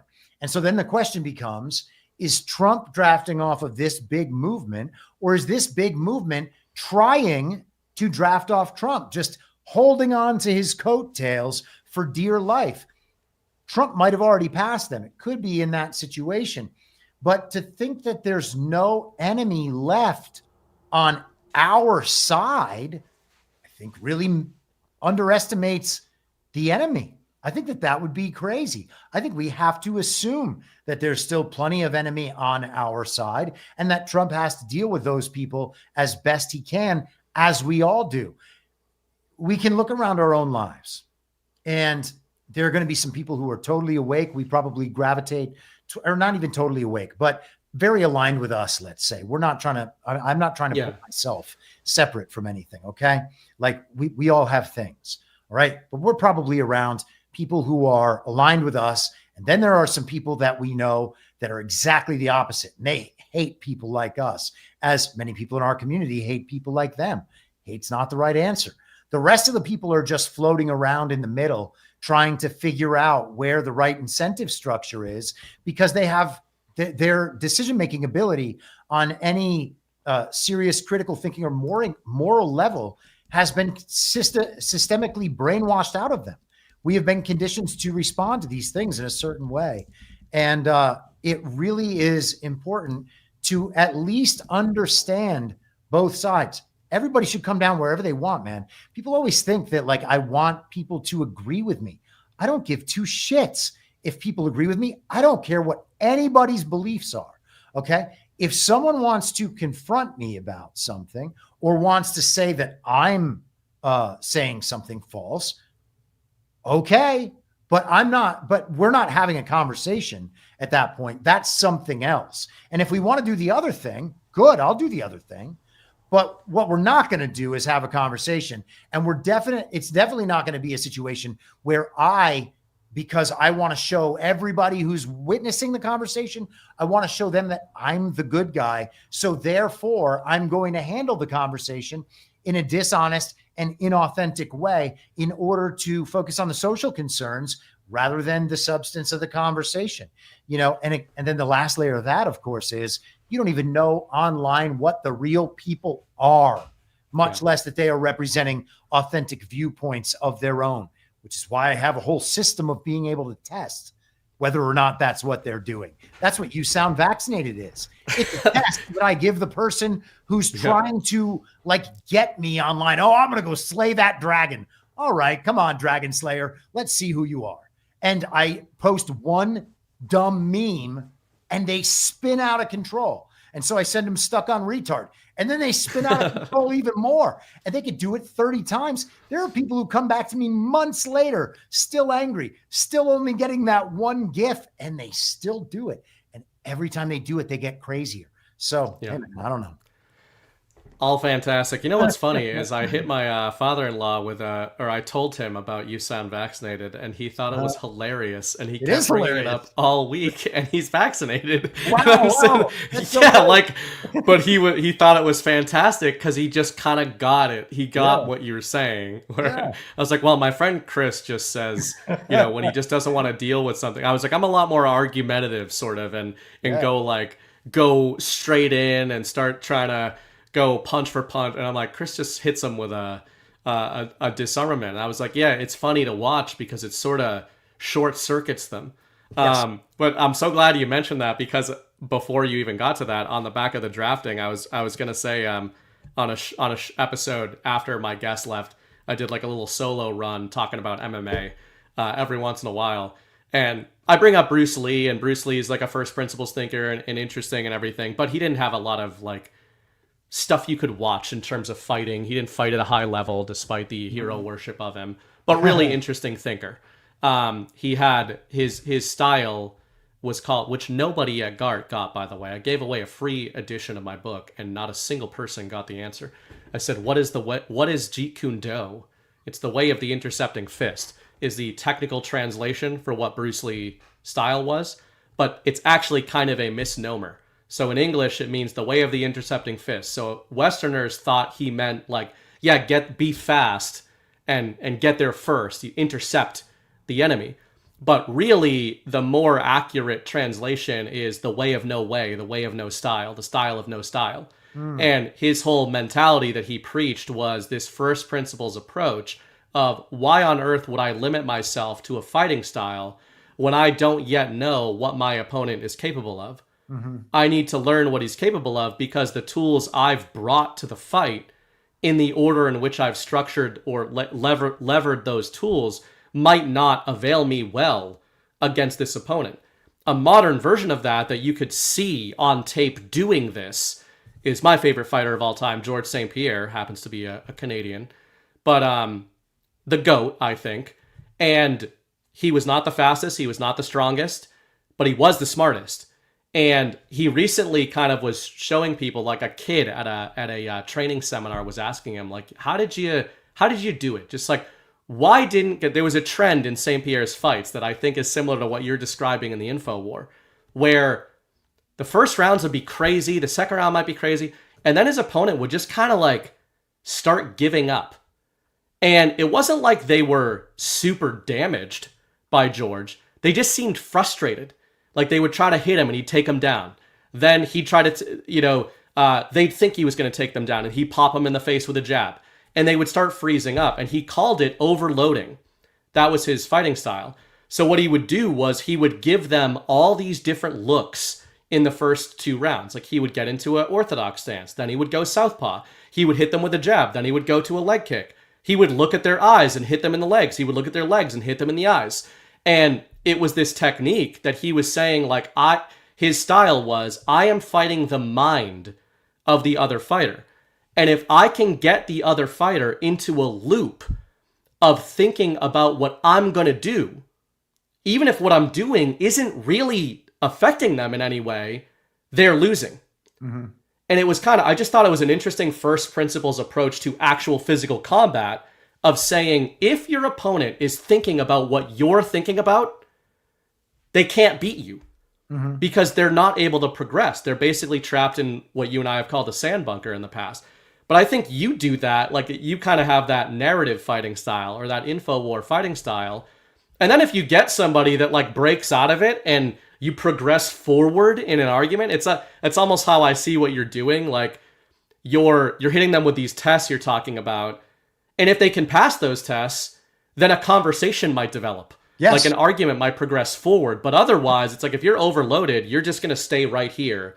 And maybe we're seeing that a bit on the macro right now, where some people are like, hey, we're content to just do the unity thing and own the libs. And some other people are trying to go forward beyond that. Yeah, that is exactly it. And one thing that I try to do is skip to the end, okay? When I see someone who I've never seen before approach me and the thing I've said online with disrespect, I'm going to skip to the end. I know where this is going. I don't need to cater to a conversation with someone that isn't trying to have a conversation. So I'm going to skip to the end. I'm going to apply those tests. I'll see how they react. Hey, man, some people react okay and they stop doing what they're doing and they ask questions. If we don't understand each other, asking questions is the right strategy, not like yelling and being, oh, you're evil. That doesn't make any sense. We got to try to understand each other if that's what we want to do. And all good. I don't care if somebody agrees with me to say that again, but I want to skip to the end because I don't want to spend my time online arguing with people. And you see, the thing is, we're allowed to say things and then not spend our day talking to somebody because they don't like the thing that we've said. And that the internet has ever been any way like that is just evidence of how insane people have become on the internet. Imagine having a conversation you're at a restaurant, you're having a conversation, and someone from another table walks over and says, hey, you know, I didn't really overhear your conversation because you're talking at a normal volume, but I do have this listening device, and I really want to disagree with the thing that you've been saying. And you're like, sorry, I'm just trying to have lunch with my friend. And they just stand there for an hour being like, what? You can't take any disagreement? Are you insane? Why are you talking to me? See, Chris also invents hypothetical straw man, which people in the chat will know that I am a master of doing this. Wait, is my restaurant person a hypothetical straw man? Yeah, well, you even looked at them, and they're definitely not in the room. And I appreciate. I'm sitting at my lunch table, and yeah, you're a storyteller. It's the right verisimilitude. Yeah, I totally get it. But I will invent hypothetical straw men to defeat an argument. It makes perfect sense. I'll show you that short clip. I mean, maybe we'll get nothing out of it. Maybe I explained it better than George will, but I don't know. I think fighting is the first principle, and sometimes these meatheads with no brain cells left, we can use this in the info. You know, like flinching.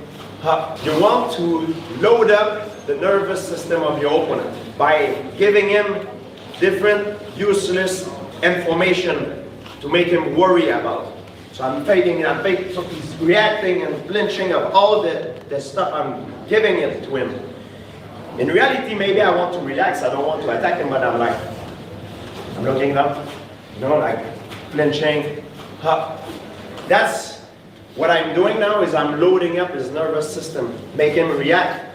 And by doing so, his reaction time will diminish. Because it's like a muscle, the more rep you do, the more the muscle will get tired. At one point, you're like, you know, you can't lift as much weight. Same thing, the nervous system. The more I make you react, the more tired you become for your nervous system. Not physically, but it's a nervous system. The less performant you will become.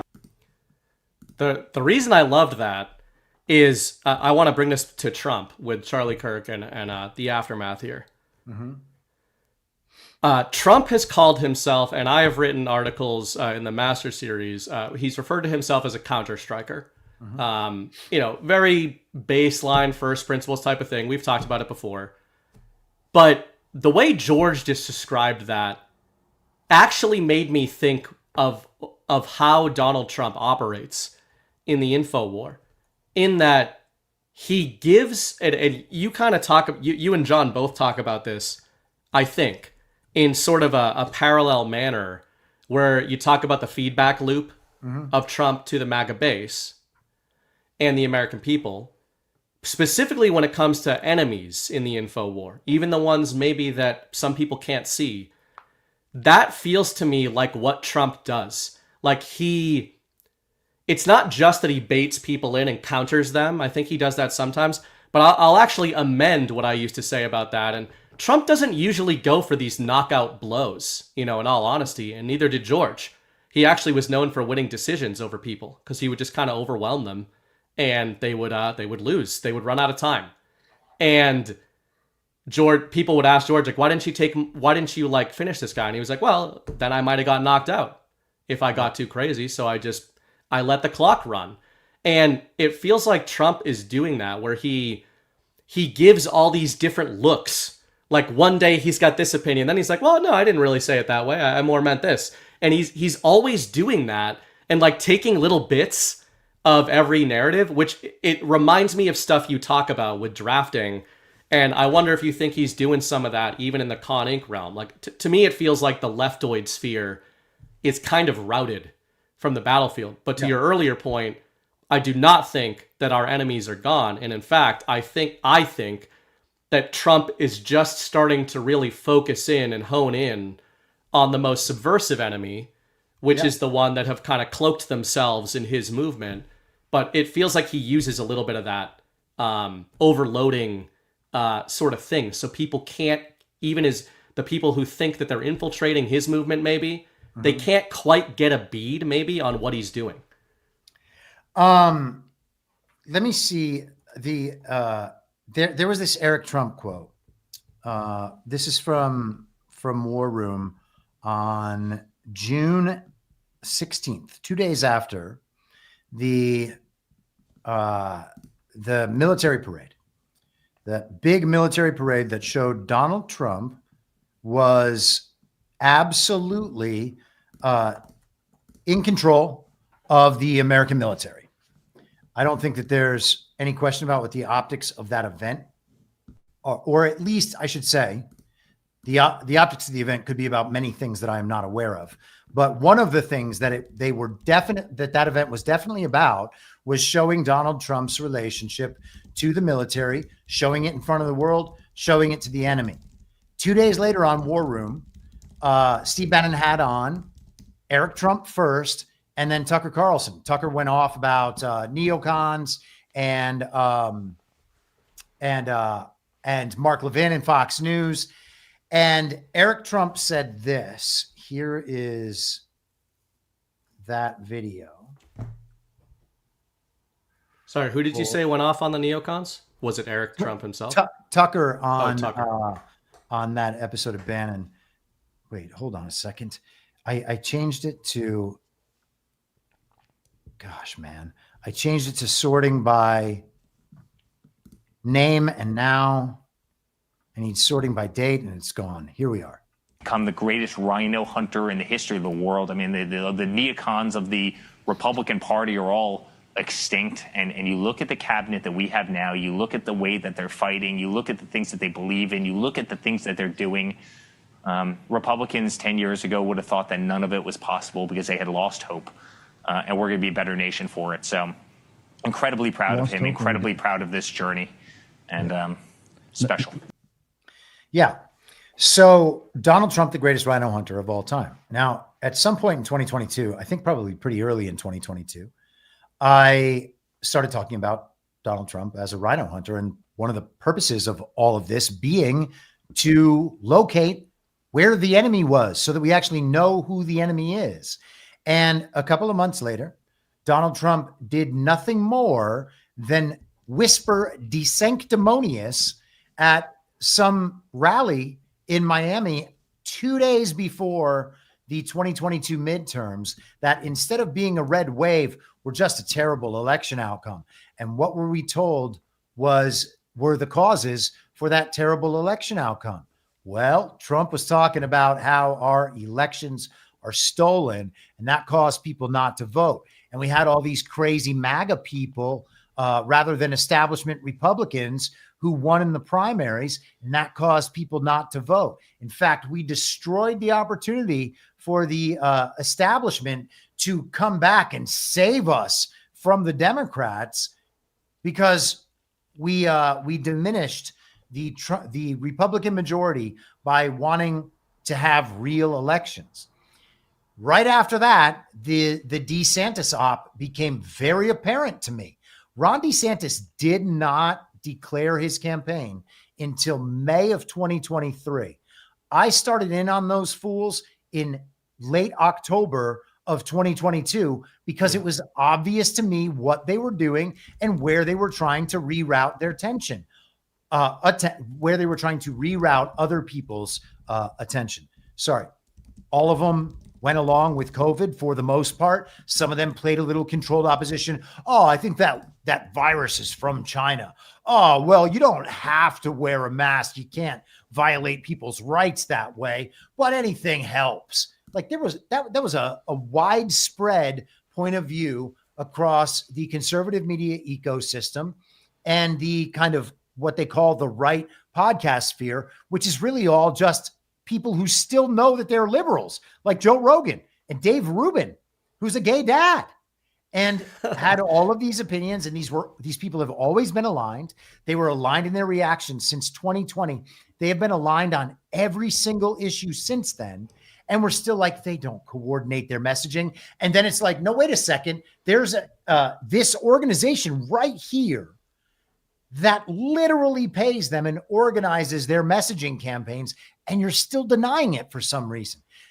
Everybody at MSNBC is like a client of Ari Emanuel from William Morris Endeavor. And then, CAA's got their people like Megyn Kelly, and I think like Hannity and some of these other guys, they all have different organizations and relationships. Tucker Carlson and Megyn Kelly, we think that they're independent now because they're no longer at Fox News.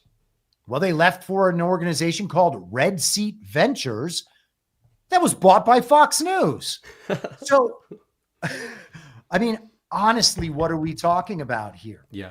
When I started interacting with that op in that way, which is when I started, refining the "you sound vaccinated" and the "stuck on retard" gif, which worked brilliantly. It works every time. People are like, "Oh, that's that. Why are you still saying that dumb thing?" Well, because I get exactly what I need to out of it every single time without fail, because people still can't read and understand what it means. But yeah, that started in 2022. We have to be good at locating these people. And instead, we are protecting them from even the mildest scrutiny. That's bonkers. Yeah, go ahead. Yeah, absolutely. And you were on the DeSantis op from the beginning, and I had written something that I brought back up. People a couple got days very ago. mad at me for that. In Yes. our community, they were like, "That's kayfabe." I was like, even if it is kayfabe, my reaction is still correct because not all these people are kayfabing.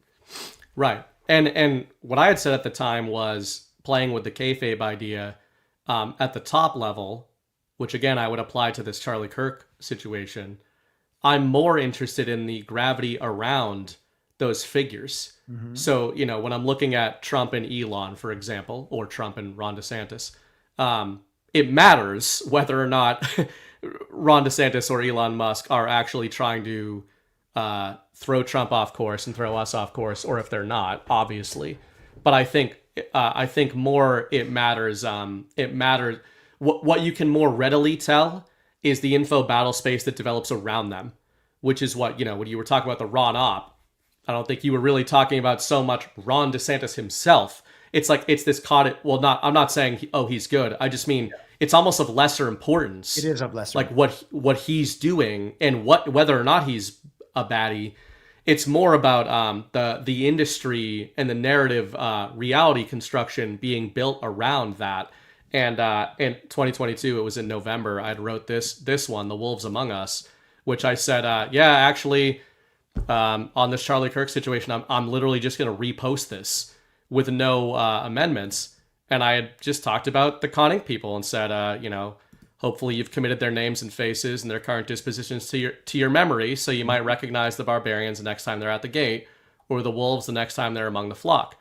And it was all, an unnecessarily poetic way of saying, unnecessarily poetic.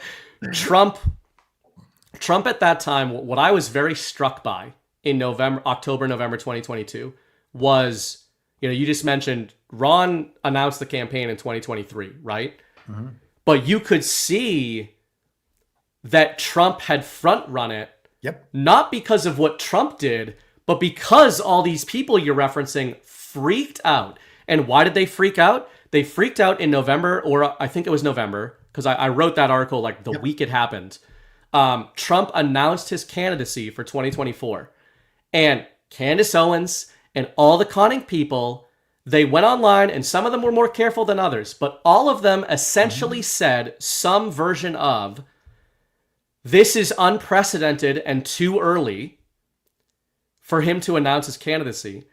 And the more extreme ones said that he was already disrupting unity, which I know this sounds so obvious to people in hindsight, but with what Chris is saying and with what he was nailing at the time in foresight with Ron DeSantis, what that should tell you about those wolves, about the Owens, about the conning Doom Brigade, is that they knew where the op was going ahead of time. And I would argue, and this actually makes me feel encouraged and good, Donald Trump knew that they knew where the op was going. And so Donald Trump made the unprecedented maneuver of announcing his candidacy 2 full years beforehand, and basically 8 to 9 months before it would have been considered, I guess, like a political template, would have been for him to announce in, the summer of 2023. And Ron was going to front run that So it's everything you say, but I think the timeline there, it's almost an example to me of Trump's, if Trump front ran these people, and now these people are all pretending to be MAGA still, and they're all doing the unity thing in the wake of Charlie Kirk's assassination, people are jumping right back into the pen, as you often call it. Yeah, guys, they're going to act like they're one of you or one of us, because that's the whole op. Like, the whole op is to act like one of us. And it's just Trump. I'd said in 2022, Chris was saying it before I was saying it. Remember who these people are the next time you find yourself agreeing with them, not disagreeing with them, agreeing with them. That is when they've got you back in. It's like, hey, don't you feel good about the things I'm saying? I know I killed all those other sheep back that last time I got into the pen, but I'm not going to do that this time. It's like, yeah, that's because the fucking guard dog caught you, man. Like, you're just not killing the sheep because the dog is here. Trump is here. Yeah. But when Trump leaves, like, the wolves are there and the sheep are there. They're going to do what they're going to do. Check this out. And then I know you have another ad to hit, but This is the much of the Ron DeSantis op. I have a few of these kind of pictures like that. That's Buck Sexton. That's the guy that helped take down Project Veritas. That's Dave Rayboy. That's Rob Smith. That's Christina, whatever her name is. That was like the comms manager. That's Dave Rubin. That's John Cardildo. That is, I don't know. I don't know who these other people are. Yeah. Anyhow, the date there is January 3rd. That is Ron DeSantis inauguration. So that is the photo of the Ron op at the Florida governor's mansion celebrating Ron's victory in the fake election of 2022, at which point he already knew that he was going to run for president. What does it mean that you tell the people of Florida and you spend $100 million to win a fake election when you already know you're going to attempt to run for president and you've already hired a comms team? When was he going to do the job for Florida? And, I know he's still doing such a great job for Florida while it's turning into California. But that right there is an organized info op. And we watch the messaging get disseminated through all of them. And then after the false element is prepared and out there in the world, then the organic elements add themselves in. And if these false elements, these operators, these influencers out there see that all of these people are organically connecting with them, well, then they can figure out different ways to reward them and keep them interacting. And then you just have that cycle forever, and they will be force multipliers for you and send it out. And that is exactly what they're doing. It's what they've been doing all the time. I used to work for a social media management company. We manage celebrities and brands in social media. I know what social media campaigns look like. I know the capabilities of what the machine can do and how it's used and how they protect their critical people and how they feed stuff to certain demos and micro target. I mean, we got to be honest about what all this stuff is. And the fact that they say nice things about some of your political issues, or they seem to align with you religiously because they talk about Judeo-Christian values or the latest euphemism, biblical values. There's two parts of the Bible and they don't mean the same thing. So, the alignment on particular things does not suggest real allyship and a relationship of trust, especially when you know that they are paid messengers in the service of power. And those are the ones that are, I mean, I've said this a million times, like that refrain of, like, you know why the Trojan horse, whether it was a real thing or it's just a mythic story, it's a template. You know why the Trojan horse fucking worked? Because it was in the walls. They got it in the walls, okay? The Trojan horse doesn't work outside the gate. Yeah. It only works if it's in the gate. And you have to let it in. It's like a vampire. A vampire needs to be invited in. And vampires, the good vampire movies or the good vampire myth, what are they? They're really, really charming. They're really good at pretending to be like you. They're really good at what Chris is really good at, which is pattern recognition, patterning of people, right? Like a vampire knows, oh, I kind of see what this guy's about. I'm going to kind of draft off of what they like and talk to them about it. Why are the vampires that way? Because they've been alive for a really long time. They've seen more than you can imagine. They've seen lifetimes upon lifetimes. And, let's say they have lived for 100 years and you're 35. Well, even if that's all it is, that's 3 of those lifetimes and they haven't aged. So they're still interacting with a very active world at that point.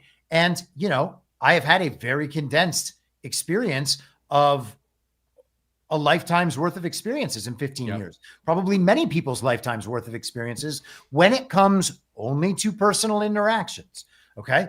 I have an upper 1% of the 1% experience in terms of personal interactions. I know very few people, especially, and none outside of my industry in Los Angeles, that have had an experience like that. Now, I'm not suggesting no one else has. Okay. The nightlife industry is probably famous for this in all parts of the world. And there are many big cities with many people who do the job that I did there. But we're also talking about the single zenith city in the world where that is the thing. And so, and where you're dealing with literal professional actors, like, not to understate that point, like people who are career liars. And I don't even mean not always negatively, like people who are really good at pretending to be other people professionally. Yeah, man. Yeah. That's exactly. That matters a lot. And people who are who deception is just run of the mill. That's part of the game. There are social incentives not to call people out on their terrible behavior. And because you kind of just get, I don't know, the run of how things work, you have an understanding of okay, well, this is just how the town operates. And, it's all about, that's something you hear in Hollywood all the time. It's all about networking. It's all about networking. It's all about who you know. You got to network with these people. Oh, you don't want to step on those toes. Oh, why don't you just leave that alone? They're going to have this project for you next year, whatever it is. There's always an excuse to turn a blind eye from terrible behavior. Damn straight. All right, we're going to take a quick break. When we come back, and I promise this isn't the halfway point, but we'll go a bit longer. I want to hit a couple more things, and the vampire rabbit hole is a good one. It brings us back to what's going on here. We'll take a break. I'll hit a couple rants if I need to, but stick around, guys.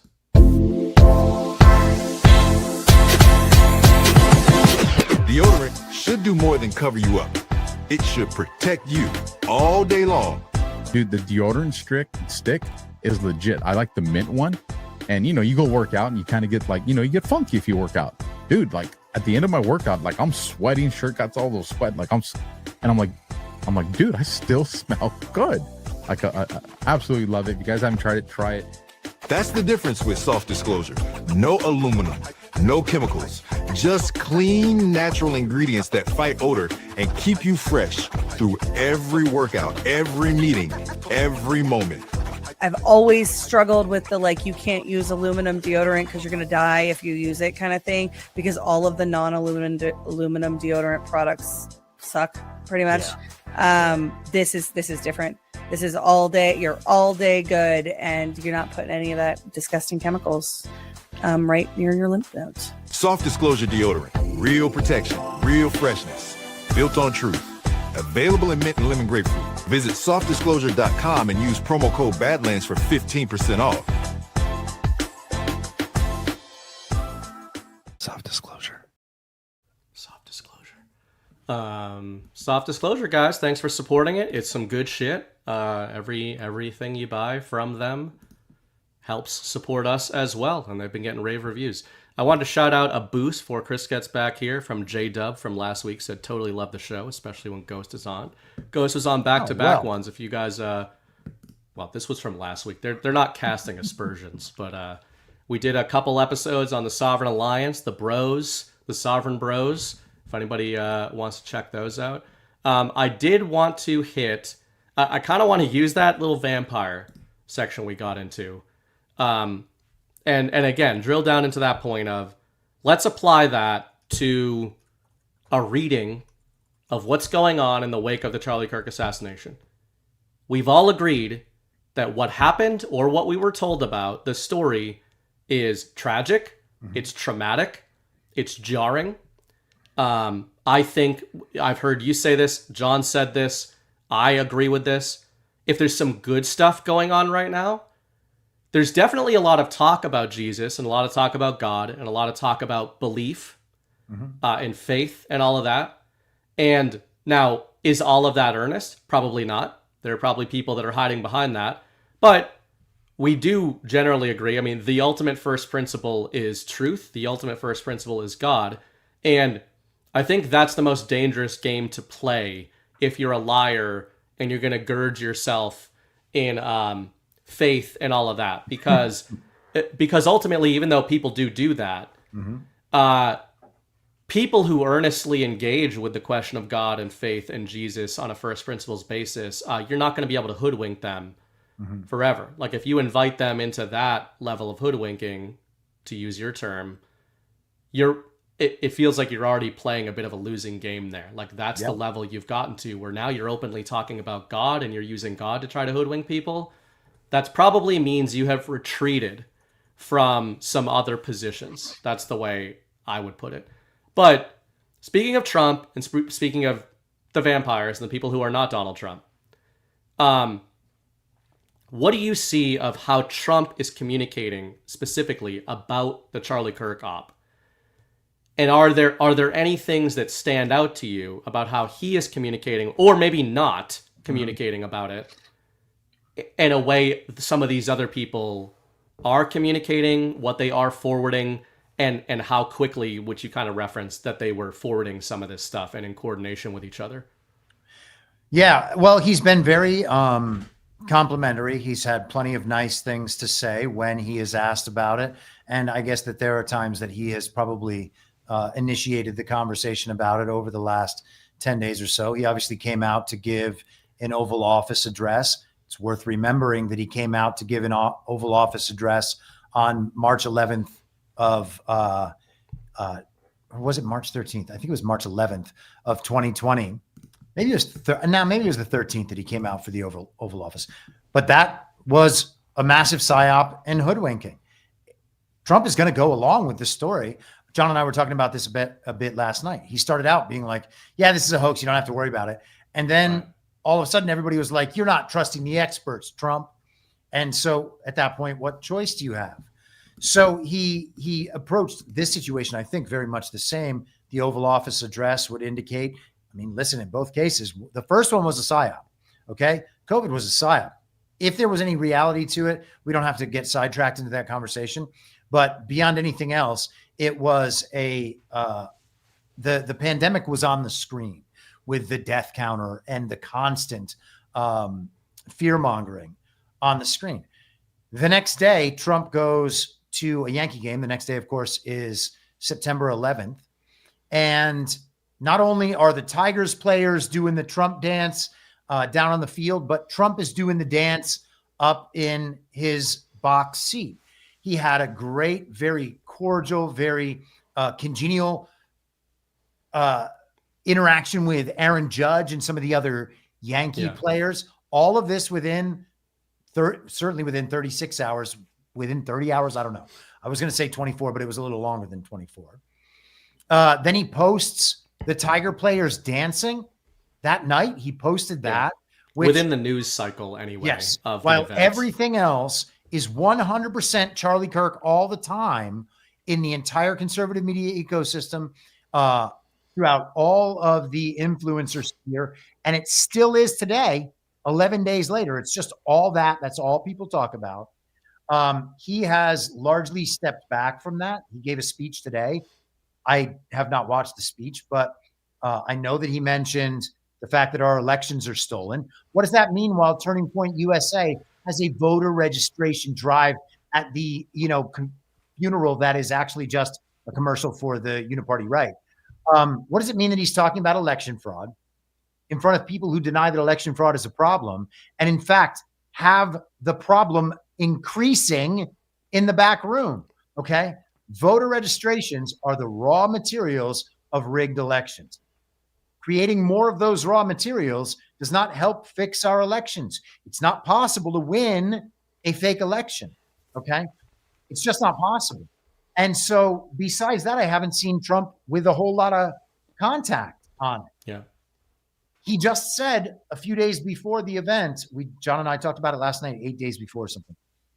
He talked about how AI, and the next time something really bad happens, he's just going to say it was AI. It was literally about a video that had been faked of someone dropping a bag from the second floor window in the White House, a window that Trump says cannot be opened because it weighs like 600 pounds. It's like bulletproof or something. And then we get Tyler Robinson dropping a bag off the second floor rooftop of the building that he supposedly shot from, this patsy. So, he's definitely taken an arm's length to the thing while everyone else is embracing it with both hands and both legs. It's remarkable. You've touched on it a number of times and commented on it a number of times over the past couple of weeks. I have a feeling that's probably very much in line with your view. And by the way, I just want to say one other thing about what we talked about before, and I want to talk about one other skip to the end thing. But we could just be watching two sets of Freemasons fight, and hoodwink us the entire time. And because they are actually having a fight, I mean, that's no different than liberal Zionism or labor Zionism and revisionist Zionism. They fight sometimes too, but at the end of the day, they're all Zionists. Okay, the uniparty right and the uniparty left might have some real disagreements, and some people might not like each other. But at the end of the day, they're still serving the uniparty, which is also just Zionism. But there are fake fights, there are real fights. And it might just be that the only real fights that are happening are being waged with psyops meant to hoodwink the people onto one side or the other. And both are okay for the people staging the fight. Yeah, and that's important. It's dark, but it's important to keep in mind. And it's, it actually made me think of it when you mentioned the raw materials for elections. So yeah, like these NGOs, which we'll also get to, are kind of crude oil refiners when it comes to elections. But I would also say to stretch that further, and your point about Freemasons battling each other, what is the energy source that they are battling over or cultivating? And that would be, to go back to another point you made earlier in the show, belief. I often end up spinning this into a positive, even though it can sound negative. I think there is a positive there if we can seize it, which is that when you understand that the battling psyops are literally there simply to cultivate or steer public mandate, then you understand that they have recognized what many people have not recognized, which is that public mandate is the power. It is the only power that matters, which is often the counter when people kind of try to straw man you, for example, and say, how can you call the 2024 election was fake when the right guy won it? Well, all that happened in the 2024 election, as you've said many times, is that we were told the right guy won it. And obviously, that story is in keeping with how the collective mandate currently is. The current persuasion of the collective mind, the battle space, as Rich Higgins would have put it, is conducive to that story being told, and probably much more so in the wake of the Biden administration. So I think the positive there is in recognizing that rather than looking at it like a matrix human battery analogy, which I think is sort of the doomer nihilist way of having this conversation, like we are just the thing that they are all fighting about. I've started to look at that and say, yeah, we're the power source. Yes. That means we're the power source. And when you're talking about withholding belief, people think of that as non-action, where I would argue that that is forward action. Yes. That is removing yourself. G-Money will talk about this from a financial perspective of saying, actually buying Bitcoin isn't just like escaping the system. It's actually hurting the system because it's moving into something else, according to that argument. And you can do this from a belief perspective once you recognize that the only thing all of these psyops have in common, to your point, is that they want your belief. They want your buy-in. That means your buy-in matters a lot, especially when it's combined with the buy-in of enough people around you. Yeah, I mean, consider just the scale of the info op. Consider the scale of the entertainment industry and everything that we're shown on TV, all the behaviors that we have had modeled for us throughout our lives that we now mimic online in order to get dopamine hits and likes and follows. I wanted to say one more thing about the skipping to the end. You know, you can do the same thing with these ops. If you know that the story you're being told already has all these massive glaring weaknesses, you have to go to that next level. Understand it. Okay, this is a psyop. Well, what does it mean that it's a psyop? Who's running this psyop? What are we meant to believe? What are we meant to do? Well, it's clear what we're meant to believe and do. We're meant to focus solely on the left rather than the people actually responsible. And we are supposed to get back into the pen, all of us understanding these are our communicators, our public communicators, based Mike Lee taking pictures today with Ben Shapiro and Michael Knowles of the Daily Wire. Like, we're being fed all these people, and the machine is saying to us, here are your representatives. These are the people who are going to talk to you. If you listen to people that are other than these people, you're going to be way out of bounds and we are going to marginalize you. Why are we listening to any of those people? Skip to the end. We know they're not telling the truth. We don't need to figure out how they're lying or why they're lying or any of that. We just need to know that they are lying. And then the proper response is, well, I'm not going to listen to that person anymore. You know, unless you want to know what they're lying about, but then you're watching it, understanding that they're lying to you, trying to figure out what they're lying about, rather than whether or not Emmanuel Macron's wife has a wee-wee. I don't know. That might be the thing that finally wakes up the normies. Oh yeah. That where you just went with that is exactly where I wanted to go next, which is the skipping to the end. So the sort of net effects refrain, and John brought this up last night in the section I listened to, talking about the net effects of the Charlie Kirk fallout, and you can play this game with any of these narratives. I totally agree with you. Well, sometimes people will say, well, if you aren't believing in anything, or if you don't know what to believe in terms of the actuals, then how are you able to orient yourself? We've had versions of this conversation before. And I would say that skip to the end point and the net effects refrain are massive fulcrums on which you can kind of place yourself. Mm-hmm. And orient yourself to the horizon on a mass psychological level. So to me, when I'm looking at the battle space right now in the wake of Charlie Kirk and talking about Donald Trump and then these other people who are not Donald Trump, the Daily Wires of the world, how they're all navigating this op, I would say, like, the game I play is that same thing. Okay, let me look at what Trump is focusing on and play that to its endpoint. Let me look at what the other people are focusing on and play that to its endpoint. Yep. I would say that Trump is saying, hey, this is obviously a horrible tragedy, all the stuff you pointed out. Another thing I've noticed in what he is talking about, and I pointed this out on Wednesday night, but just in a different context, Donald Trump, Stephen Miller, and Devin Nunes in particular, I noticed, have steered every exchange about Charlie Kirk into far left extremism, sure, but most importantly, non-governmental organizations, terrorist organizations, and foreign funding of said organizations, right? I've noticed of those three guys, I'm not saying they're the only ones, every time they are not focusing on Robinson, they are focusing on NGOs, terrorist organizations, and foreign funding, which I would suggest is them, going back to our first section of the show, I would suggest that is them saying, shut the fuck up about Tyler Robinson or whatever his name is. Whether you believe this happened as told to us or not, even if you believe Tyler Robinson was this furry, tranny, loving, whatever he was, who actually did shoot Charlie Kirk in the neck, and the actual story we're being told is true, is factual, all the way through, I still believe they are telling you that is not the point. The point is who caused that to happen, and who funded that, and who wanted that to happen.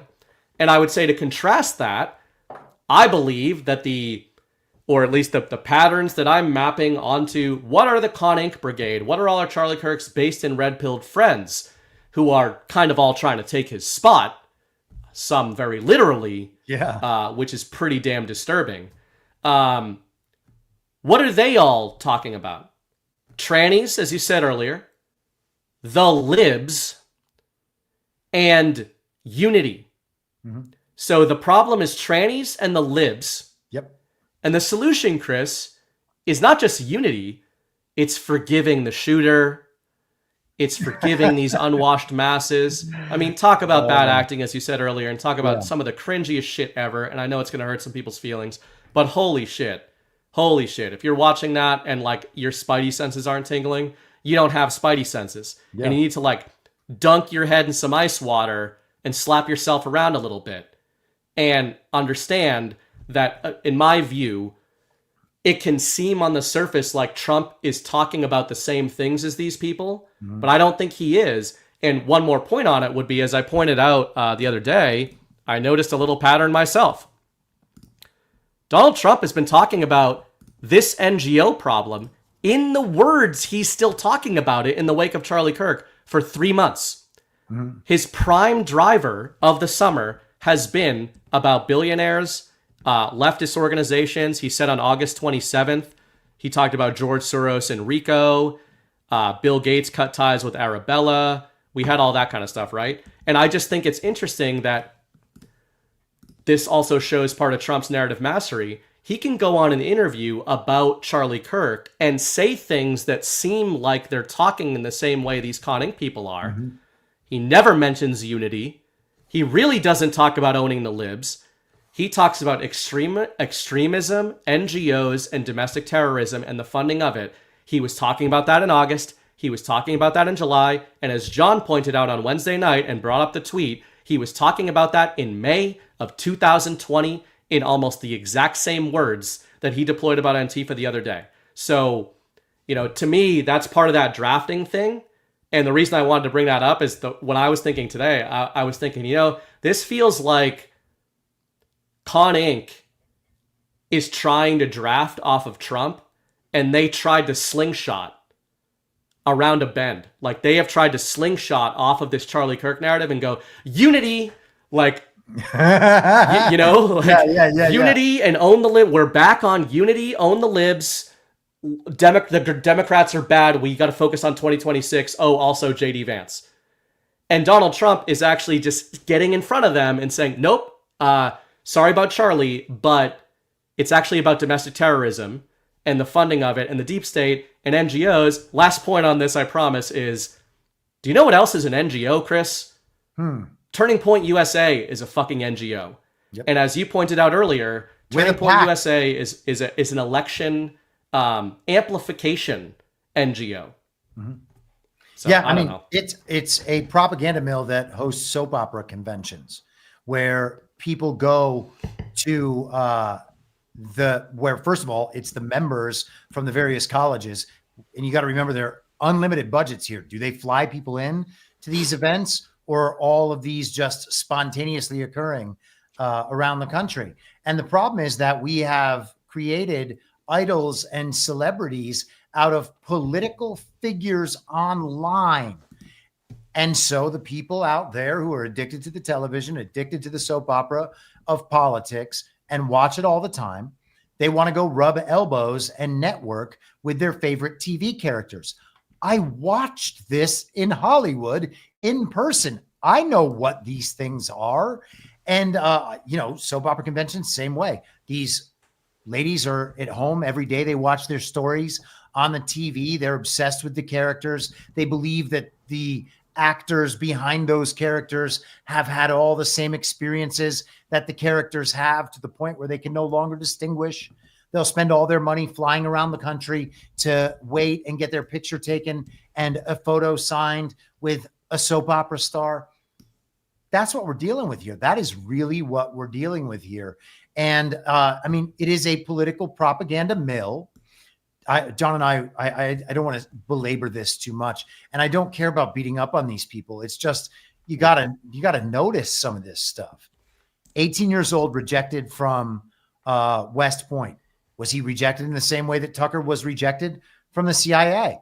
Months later, he's on Breitbart. Bannon said today, yeah, I gave him his first job back on Breitbart. Then all of a sudden, a 71-year-old man is like, you know what I'm going to have you do?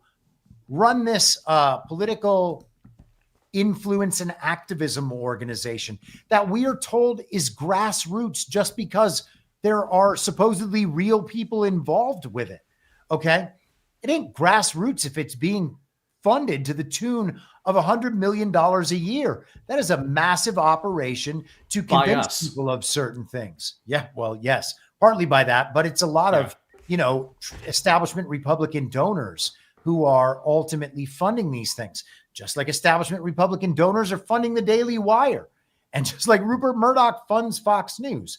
These are coordinated messaging operations with a ton of money behind them that are explicitly involved in political, quote unquote, activism, which is just consent manufacturing.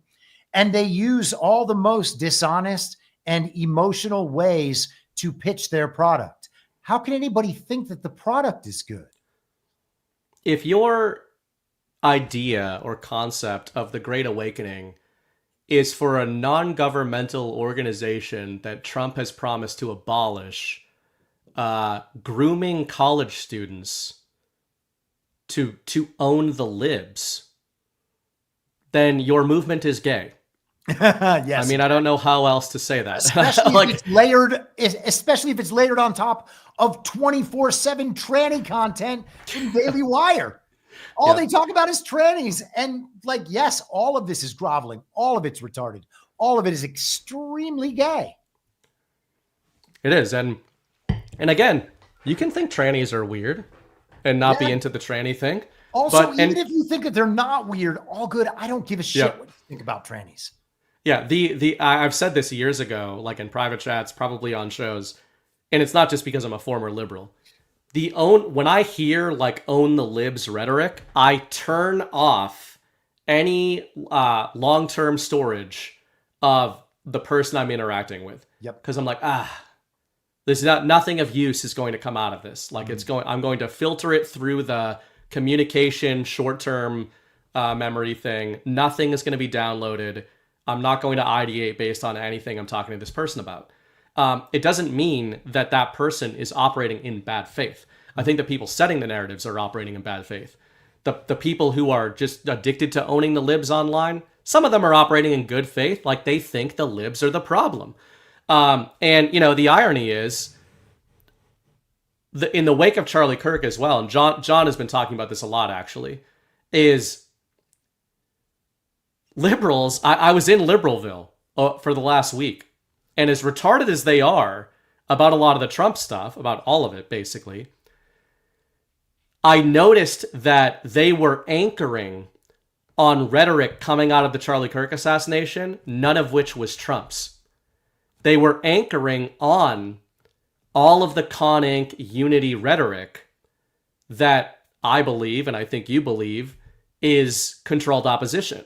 Sure. They were using that to tell me how MAGA is hypocritical. By saying, we need to, it's all about unity. And they're like, well, look at all this stuff they're saying about lefties, and it's only the left, and leftists are extremists, and, just straw manning, straw man. And you talk about controlled opposition all the time. And, the reason some people get mad when I'm like, the own the libs rhetoric is very tired and annoying. It's not because I'm trying to be nice to the libs. It's because I feel that when I'm hearing that, it is lending energy, it is lending mandate to the controlled opposition dynamic that you talk about. And again, I'd said this is probably more relevant in the context of Israel and all of that narrative that's been kicking off for the last couple of years. But man, has there been a reveal in a few of these psyops that Trump is navigating in 2025 that a lot of the MAGA base are just 2004 Republicans, Bushies, as I call them, who got to kind of pretend to be truthers for a while, and now they feel that they're being given permission to be Republicans again and to be proud of being Republicans again. Yes. And when I say Republicans, I mean neocon, warmonger, own the libs, the left are retards, Republicans who voted for Bush, who voted for Romney, who voted for McCain, and who are indirectly responsible for the forever wars in the Middle East.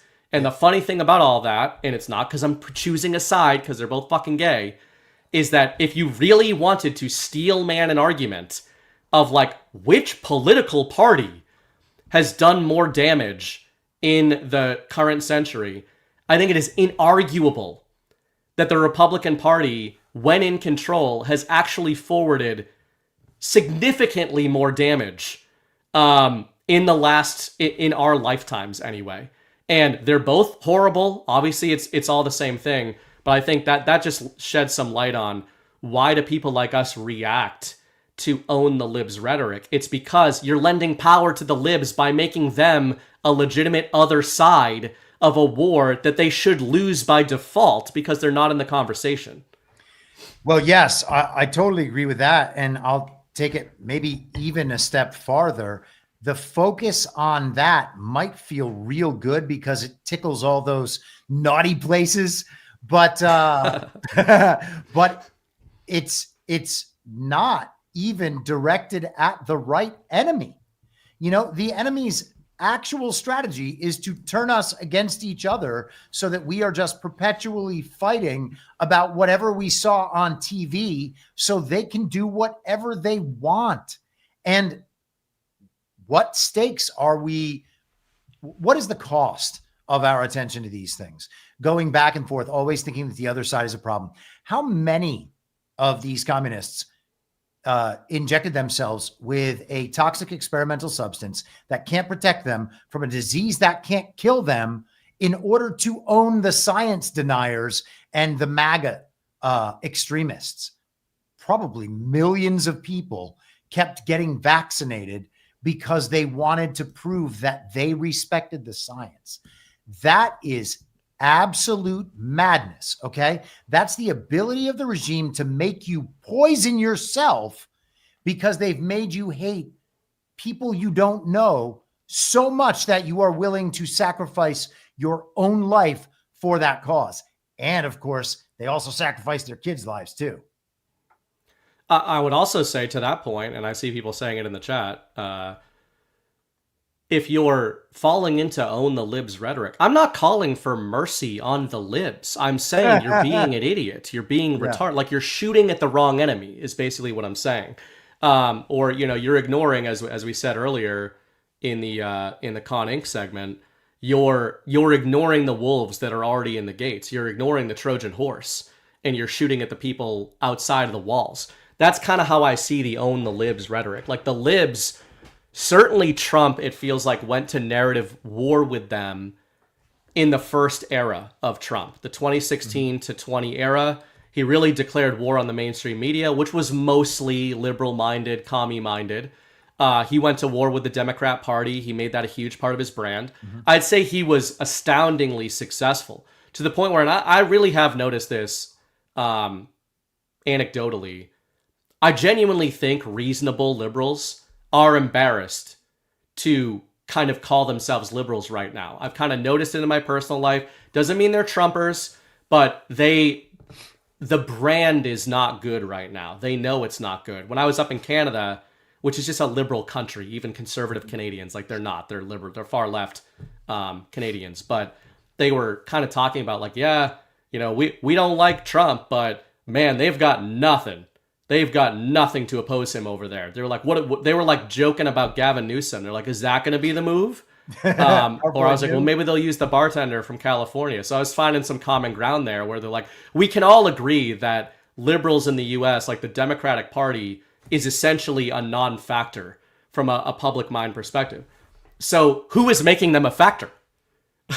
All the Con Inc. brigade, because that's who they need. Like they need that training dummy to launch all their psyops, with and launch all their campaigns and do their Turning Point USA world tour and talk about how the trannies are ruining everything and they're making your kids gay. That stuff is real, but that's definitely not the that I would say that's not what Trump is focusing on. When you hear Trump talking about NGOs, foreign funding, the administrative state, that stuff is boring to normies, and it's boring, we're finding out, to a lot of MAGA.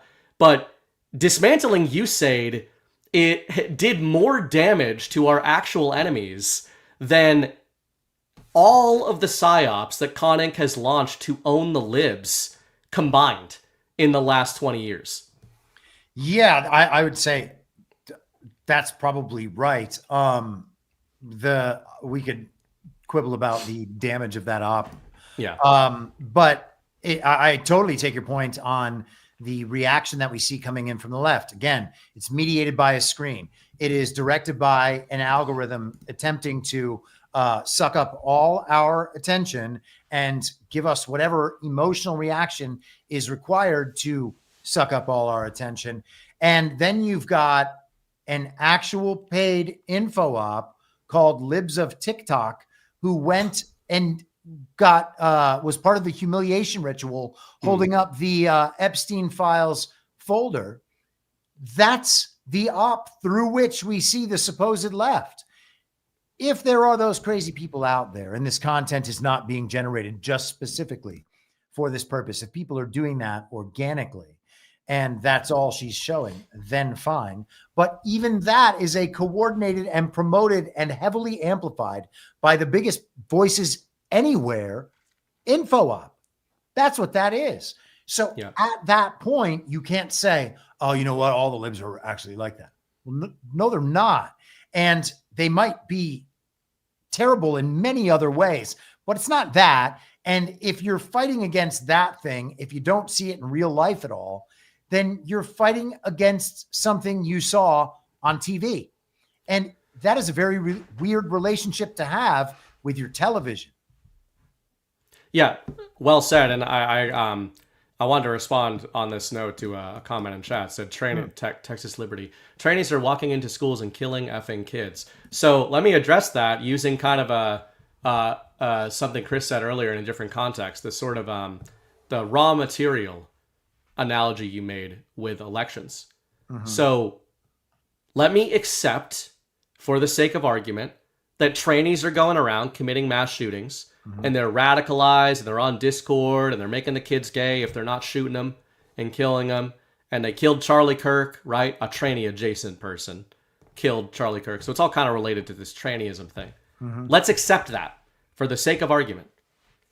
What I'm saying is that Trump is telling you the end result, the end of the pipeline of the op is the thing pulling the trigger, is the thing doing the op and carrying it out. The problem is how the op is beginning. And in this context of Charlie Kirk, if you accept the central narrative as explained to us, the problem is not Tyler Robinson, and it's definitely not the libs.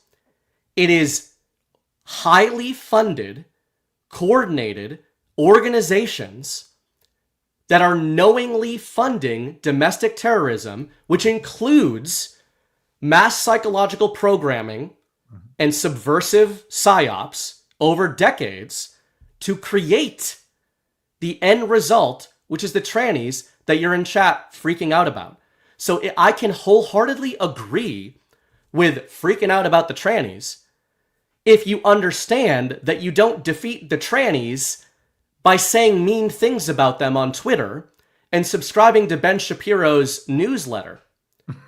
You defeat them by going to the source, and I think what Trump is basically getting across to you is none of this is natural. As Yuri Bezmenov said in the now infamous tapes from the late 80s or whatever it was, talking about Soviet subversion and communist Bolshevik subversion, rather. He was talking about this approach. Do you go to the end result of that, or do you go to the source, the spigot of where it's coming from? Trump, I would suggest, is trying to focus everybody on the NGOs and on the source of this stuff. And the unity crowd is trying to focus on the end result. And the dark way of looking at this, which Chris has alluded to, is not just that the Uniparty crowd and Con Inc. and the Daily Wire are fighting the trannies at the end and like, oh, they're not being as effective as they could be. They could be focusing on the source problem. They make money staying at the end of the stream. They make money as long as trannies and far leftoid retards are being produced upstream. Mm-hmm. If the herring stop running upstream, the bears starve. If the salmon stop running, right? Con Inc. starves if the trannies stop being produced upstream. And it's a dark way to look at it, but I think that's kind of what's going on. Yeah. And, then just with the trauma events, of which school shootings are one variety, those are operations that are put into motion by global regime intelligence agencies and their assets. Okay. Those are acts of terrorism, not quite state level, but non-state actors. And they are meant to inflict massive damage against the local community and then everyone that story is told to. And they are supposed to seem however random or not. Then they supply a patsy. Okay. This is not our first rodeo. This is with all of these things. And we can go into 100 different varieties of ops that are attributed to people who had nothing to do with them, or maybe were just unwitting participants with something that they didn't understand, whatever it is. But that is still the level of responsibility. So to say trannies are going in and shooting up schools, so we need to talk about trannies all the time. Well, again, as you said, why are there so many of them? Why is this such a problem? Why is this such a political issue when it's clear that these people are just mentally ill? Why is their mental illness being amplified by all of the voices in the mainstream all the time?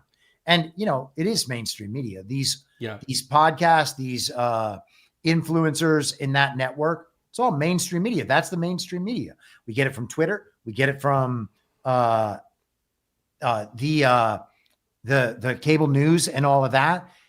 It's all mainstream media. AI was the other one that I was slipping my mind, because AI is definitely the mainstream media now too. You ask the mainstream media a question and the mainstream media tells you, oh, here are all the things we wrote about it 10 years ago. Look, here's the answer. And we're like, we're smart now. Yeah. Yeah, I would say too, you mentioned libs of TikTok, and that's kind of an easy example to use as a cipher. If what is the product of libs of TikTok? Yep. It's liberals. Like, I know that so it sounds so obvious, but people I just don't think about that enough. Mm-hmm. If libs of TikTok defeats the libs by making mean TikTok compilations about them, libs of TikTok ceases to exist. That's true. And Ash was in chat and mentioned this is like cancer research, right? The medical industrial complex, big pharma, the military industrial complex. What we're trying to elucidate here with the Con Inc. op is, I think, a much more subversive and narrative and psychological version of templates that this audience is very well versed in, which is the Hegelian dialectic, which I'm a broken record talking about, right? Military industrial complex. Well, if you've got a certain amount of funding for weapons on an annual basis, you need to use the weapons. You literally need to. You ask anybody that works at Raytheon or anything like that, these things have expiration dates. You have to keep producing more. You have to use them because there's orders for more of them. How do you use them? You have to find a conflict to use them in. This is a liberal talking point that, like, some in the truth community in the MAGA sphere are finally on board with, because Donald Trump broke through that divide in conservatism and got conservatives to finally start acknowledging the military industrial complex that liberals have been talking about since John F. Kennedy and before. So there is hope there, and Donald Trump often does this. He goes on both sides of it. The big pharma is a big topic right now, and Trump even, I guess, alluded to that in his speech today that we're supposed to get some big stuff in September about big pharma, autism and vaccines and all that. Hopefully, we'll see. But people understand. People generally understand in this audience that even going back to the Q drops, does big pharma make money by curing or by what do they say, managing? I don't think that's the word they use, but you know what I mean. Curing and controlling. And we all know the answer to that. So now you've got to apply that to Con Inc. As Chris said early in the show, the things we talk about at times, whether we're right or wrong, not only do not make us money, they make our own audience who support us angry with us. And some of those people leave and they take their financial support with them. And now I'm not going to sit here and say I like when that happens. I'm just saying that is not what you're seeing in Con Inc. In Con Inc., you are seeing the cultivation of an audience. You are seeing the refining of a product. And what is the product? Liberalism and communism. Far leftoidism is their product that they refine into rage porn and they deliver it to you. And I would also say another main, maybe we can transition to this as we kind of round toward ending here.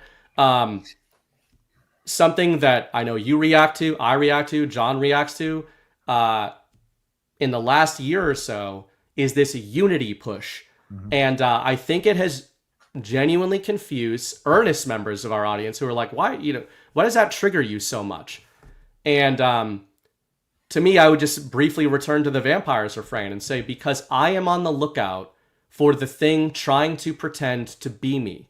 Because human beings have a deeply ingrained understanding that a liar is much more dangerous in the long term than an earnest and self-representing enemy. And when you try to stamp out dissent using unity and calls to unity, as people are doing in the wake of Charlie Kirk's assassination, you may be falling right into the subversion play there. But I wonder what you think of any of that, especially the unity thing. Well, I definitely think that's right. Let me do the unity thing in a second. But you also got to remember, you mentioned what some of our motivations were and the perspective on that. And yeah, people think that I like to make people mad. I don't like to make people mad. I like to say what I believe as directly as possible all the time. And I understand what social game is being played against me, what game is confronting me. And I'm not going to play that game in any way but the way that game needs to be played. I'm not going to prove, I'm not going to allow my urge to be liked by people divert me on that, for that purpose. And you can see the influencers online literally trying to suck up to everybody every day and make themselves seem likable. Breaking siren. Here's the news. I'm the guy that knows the things. What? These people or boom with 2 Q's in the middle of it. Totally. But the unity thing is ridiculous. That is like a little commie struggle session. Okay. They're trying to get everybody to express the same view. And what is that view? Well, that's a lowest common denominator view. We got to get it so that everybody agrees with this one lowest common denominator belief. And then we're going to form unity around that. Don't you see that winning the midterms over the Democrats is the most important thing? We just need to unify around that and let all the other issues go by the wayside. You know who says that? The left. I mean, they all say the same thing because they are all collectivists and they are all statists. They believe that the purpose of life is the state. They, to the extent that there was something good that came out of today, it would be the amount of talk about God and about Jesus Christ and about the opportunity that is being presented to people to open their minds up to that. If there's something wonderful that happened today, it is that. But that is packaged alongside a political operation. Okay? That is antithetical. Worldly, godly, opposite sides of the spectrum. Okay? It's not to say that we don't have to deal with the things in the world. We do have to deal with the things in the world, but we can't do it in a way that is not godly. That's the whole point.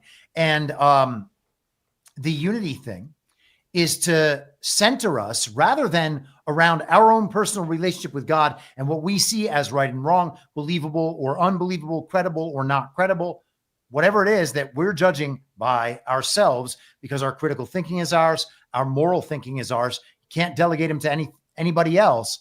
Instead, we're being told, hey guys, this is the answer. Sure, nobody likes it, but it does help us advance our cause. Everybody has to unify around this thing. No way. The only unification that will be done is by all the people who wind up in the right place on their own together. Okay. Then there can be unity in there, because within that, there's a high trust society where people have similar goals, which happen to include guiding their lives in a godly manner. It's a lot easier for those people to cooperate and operate together than it is for a bunch of people who don't believe in anything they're saying, but have to say it because it keeps unity and consensus together. Very well said. I like when you mentioned the consensus formation attempts, because, and I know you'd mentioned that last few nights. We talked about disagreeableness on Tuesday night, and John, one of the reasons I hate him so much, he's very disagreeable too, but he acknowledges his disagreeableness. But again, that's a feature, not a bug. And I guess maybe kind of a last thing is I would say I want to put this to you. I'd lead with it. I'll lead with Donald Trump, because I think I saw this little clip, I think was posted in our chat earlier, at the Charlie Kirk Memorial, and I thought it was kind of interesting. In light of disagreeableness, unity, does this sound like a guy who's just joking around? Or does this sound like a guy who is maybe a bit disagreeable and is not into the whole unity push? I'll let you decide. In a private moment on his Let me slow this down to a normal. In that private moment on his dying day, we find everything we need to know about who Charlie Kirk truly was. He was a missionary with a noble spirit and a great, great purpose. He did not hate his opponents. He wanted the best for them. That's where I disagreed with Charlie. I hate my opponent, and I don't want the best for them. I'm sorry. I am sorry, Erica. But now Erica can talk to me and the whole group, and maybe they can convince me that that's not right, but I can't stand my opponent. Opponent, singular. Twice he said opponent with the singular. Is he talking about all the people he's ever been in a business relationship with? I feel like he would have said opponents. It sounds like he's addressing someone. And I think that Trump, and we've talked about this many times, is addressing multiple audiences at once and knows it and is aware of the multiple audiences. Like when in my communications with you, if I knew that my mom was watching, right, I might be less inclined to say a certain variety of things that I know are going to upset my own mother, right? So I'm conscious of this other audience that is not the main audience, and I'm trying to operate in a way that is going to connect to both of them at a time. And depending on how many audiences are out there needing different messaging, well, it's a matter of whether or not you can map a conversation that is going to be able to connect to all those people at one time. And Trump is very good at that. I totally agree. And we can't prove this stuff. It's patterns. It's patterns we think we've picked up on, certainly over time. Mm-hmm. And I would just say that the reason I think this ties into what we're talking about of being disagreeable, and people, I think, sometimes think like, a lot of the people who come after us when we do this are not acting in good faith. We can tell because they're, we can click over onto the Rumble account, guys, and see that you created it yesterday or during the shows. Like it's It's not subtle. It's not, but there are people who are like, oh, you're just being contrarians and you're just trying to do this or do that. And there's an emotional human reaction when people are like, they're in the narrative, they're feeling it.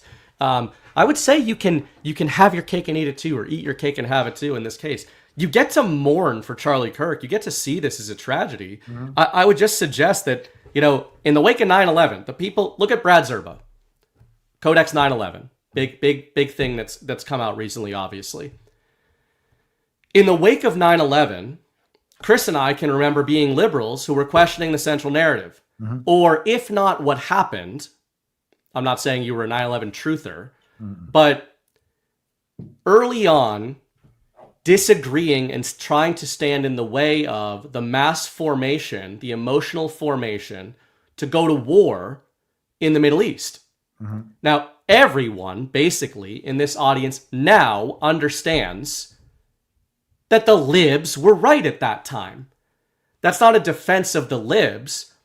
It's a cautionary tale when a story, a real thing like 9/11 was a real event that occurred and thousands of people died. It was a mass trauma event, a psy-act, as we would say. Boone Cutler, shout out, R.I.P. Boone Cutler, by the way, who used that term a lot. What was the prime narrative in the wake of 9/11? American unity. Unity was the play. And they got everybody. Osama bin Laden definitely did it. So they had a patsy. Then they had all of the cultural push. Sorry, didn't mean to cut you. Yeah. It's just making the point that that's the biggest example that we've got.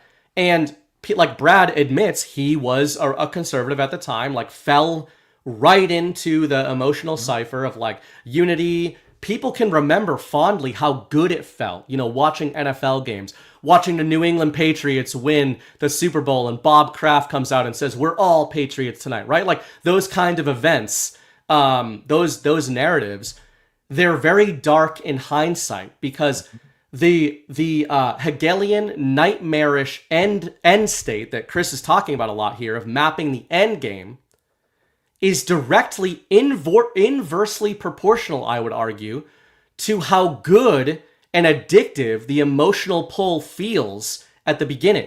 And they don't pull you in with negative psyops. They pull you in through unity and through this sense of community and togetherness.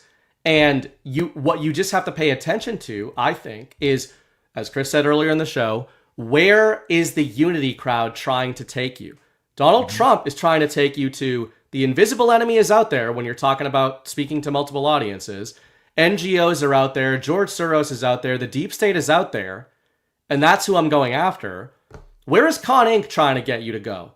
Yeah. They're trying to say Russia bad, China bad, which, by the way, we narrowly avoided another fake World War III last week that nobody paid attention to, even though Poland committed 2 psyops to try to do just that.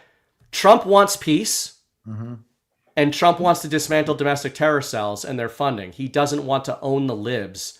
And, you know, the people who are trying to get you to do that are kind of using playbooks that you've all been through before in the wake of 9/11, and maybe it's good to ruminate on that.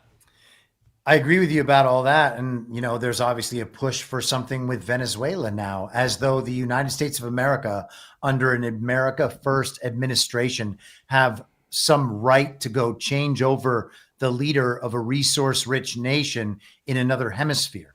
It is absolutely ridiculous that anyone on, quote unquote, our side is supporting even the narrative of this conflict with Venezuela. It's ridiculous. The 9/11 thing is a great example, and I think a really important example, because 9/11, even apart from the event, caused all of these other things to happen. One of them you mentioned, obviously, the war effort in the Middle East that extended for 2 decades. But in addition to that, we had the Patriot Act that removed our rights. We had a follow-on trauma event, scare event with the whole they're sending anthrax in the mail nonsense.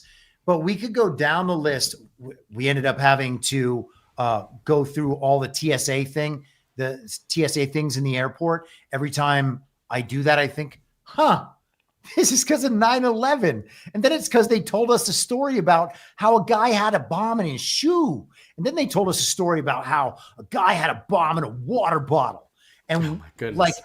and we're having to do this ridiculous, pointless, degrading bullshit because we bought a psyop 24 years ago and we're still doing that stuff. And our rights that were taken away, in the Patriot Act, well, those haven't come back. In fact, they're getting much worse. In fact, this event is being used to make those things much worse. And it just so happens that the guy that hosted Charlie Kirk's TV show on Monday, the man that people call Vice President, J.D. Vance, well, his guy is Peter Thiel of Palantir and Facebook and In-Q-Tel that funded these DARPA apps that now surveil and control us. So is something more going on there? Well, hey, maybe. Isn't it worth somebody checking? And yeah, and what I would hope and think is that Trump knows who these people are. And, there are advantages to keeping them close, which, but I think he gives certain tells. And I think the last point I'd make on 9/11 and that sort of thing is more to say, if we can use that for right now, everybody wishes they could go back to 2001 and talk to themselves. I'm sure that is a conservative, especially in our audience, and say like, hey, you're feeling really emotional right now, but you got to really pay attention to where they're trying to bring you and where they're trying to cultivate your mandate and aim it. And people think they can't do that, I think, in the present, but you can. You can do that. It's, I think, twofold. Number one, try to see where the story is going. Play out the narrative endgame of Con Inc. to its conclusion. Where does it bring you? Does it actually bring you to unity? Or does it bring you to owning the libs, 100 million people in the country forever in a perpetual psy war or actual war? Is that unity? Owning the libs is unity now? Like, what the fuck are we doing? And then the other thing I would say is that, to Chris's point there, maybe this is what I want to give you the opportunity to kind of end on. The withholding belief thing. I guess I'd like your viewpoint on, if we're admitting we don't know the truth of what's going on, but I feel good in the info war. You seem to feel good. And, how is that possible and tied into your withholding belief thing? How do you use that and not, some people think like you're just kind of spinning in the void that you podcast from, but you're not, right? So how is that? How can you withhold belief but still feel anchored and probably even more anchored on the back of that than the opposite? Yeah, I mean, well, I see it only as a soap opera now. I don't think it's something other than that. I think it is a television show that leads us to act in certain ways in our lives that enhance and propel the agenda of the global regime, its partner governments and partner transnational corporations, all of it in service of the banks. And these people try to control the world by first controlling the minds of the people in the world, because it turns out it's actually not that hard to do. It's actually really easy to do because we are predisposed to doing it because of our need for social approval and allies that is down to like the core of the essence of our being. We are social creatures that need that. If someone wants to exploit that, it turns out it's really easily exploitable unless you take you take a more withdrawn stance from that. You don't want to embrace it all immediately. The 9/11 thing is a great example of what could have, let's use that as an example of what could have been done if we had withheld belief, right? So if we saw 9/11 with the eyes we have now, is there any way we would have taken that day for what it is? No, we would have been online, on social media, with our relationships, whatever. Hey guys, that thing is definitely not what they're telling us. I understand that is a terrible human tragedy right there. And my college girlfriend, this was that era for me, her brother's two best friends died in one of the towers. Okay. So I know that something happened. I have no doubt that that was a terrible human tragedy. In addition to that terrible human tragedy was a massive psyop and hoodwinking. And you might say that the tragedy was in service of the psyop, not the other way around. The psyop was not a response to the tragedy. The tragedy happened to enhance the effect of the psyop and terrorize the shit out of people. Because when you are traumatic, you're more easily open to influence from the outside. If our policy had been withhold belief, we understand that's a psyop. We're not going to do anything these people tell us to do. We're not going to believe anything these people say.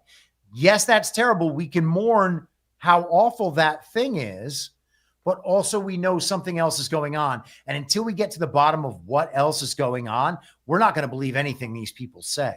We're certainly not going to believe that it's Osama bin Laden, blah, blah, blah. And if we hadn't believed any of that, would there be a Patriot Act?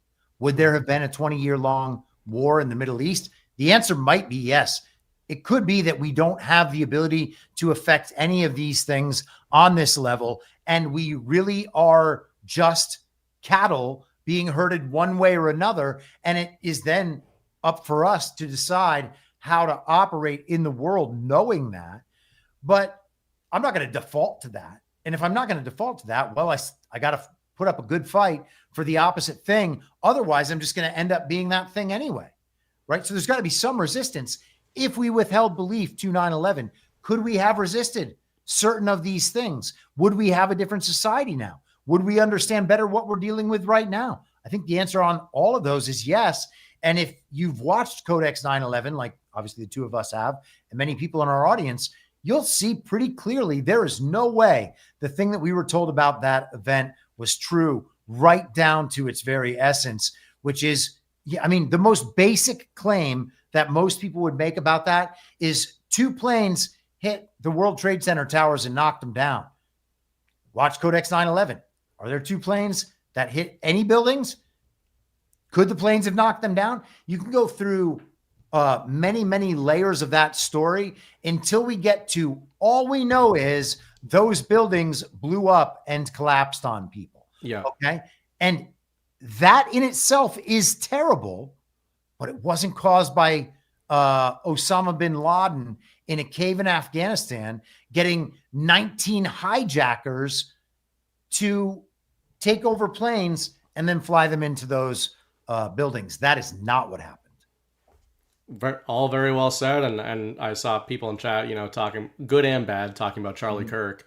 And to your point on 9/11, I would say, you kind of said this, like you listen to that call that Brad has in the documentary from the flight attendant Cece.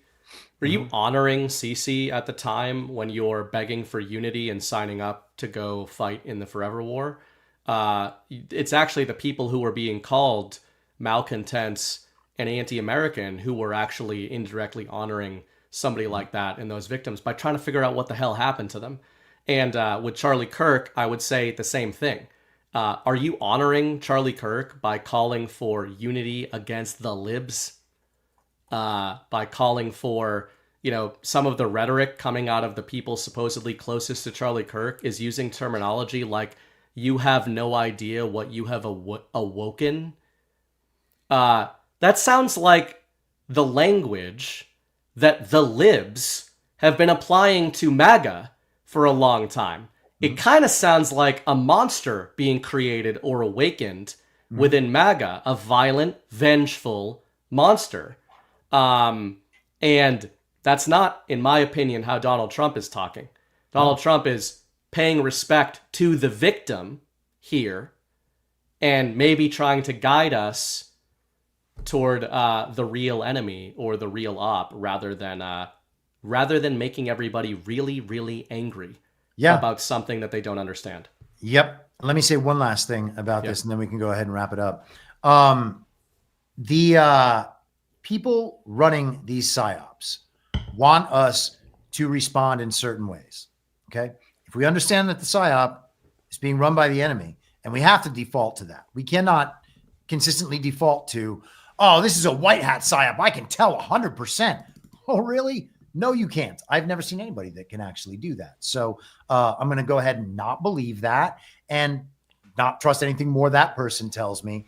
But you have to figure out what it is they want us to do. And they, of course, will tell us exactly what they want to do. And we talked about some of the behavior that they had modeled before and encouraged before and prodded and pushed for before. So if we know what they want to do because we can read what they want to do because they're telling us, hey, you need to go over there. Okay.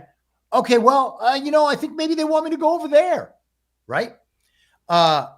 If we are responding to them exactly the way they want us to respond to them, how are we going to use doing exactly what they want us to do to defeat the enemy? We're going to do exactly what they want us to do so hard that they're eventually going to lose. They'll be like, oh, don't obey us anymore. Don't obey us. Stop obeying us. You're destroying us. I'm melting. That's not how it works. Yeah, exactly. And like I said, when I was in Canada, I sort of got exposed to that, where it's like, man, CNN is happy to feed the liberal sphere all of that kind of rhetoric. Mm-hmm. They love it. But anyway, I think this was great. Thank you so much, Chris, for joining. Thanks for having me. Taking time away from your weekend. I know you got to do back-to-backs when you jump on the narrative. Yeah, but it's fun. It's fun doing this show because it's a lot of open space, where we don't always have that advantage in the other shows. So, well, you got to do the weave, right? We need room. Lots of weaving. Yeah. All right, man. I will let you go, and I will grab the rants before I get out of here with the people. But do you got anything? You want me to stick around for rants because I know that there were some kind of interesting questions in there. But all right, let's do it. I'll try to run through them in non-BB format. Tom Terrific 54, $25. An emotional and powerful day today.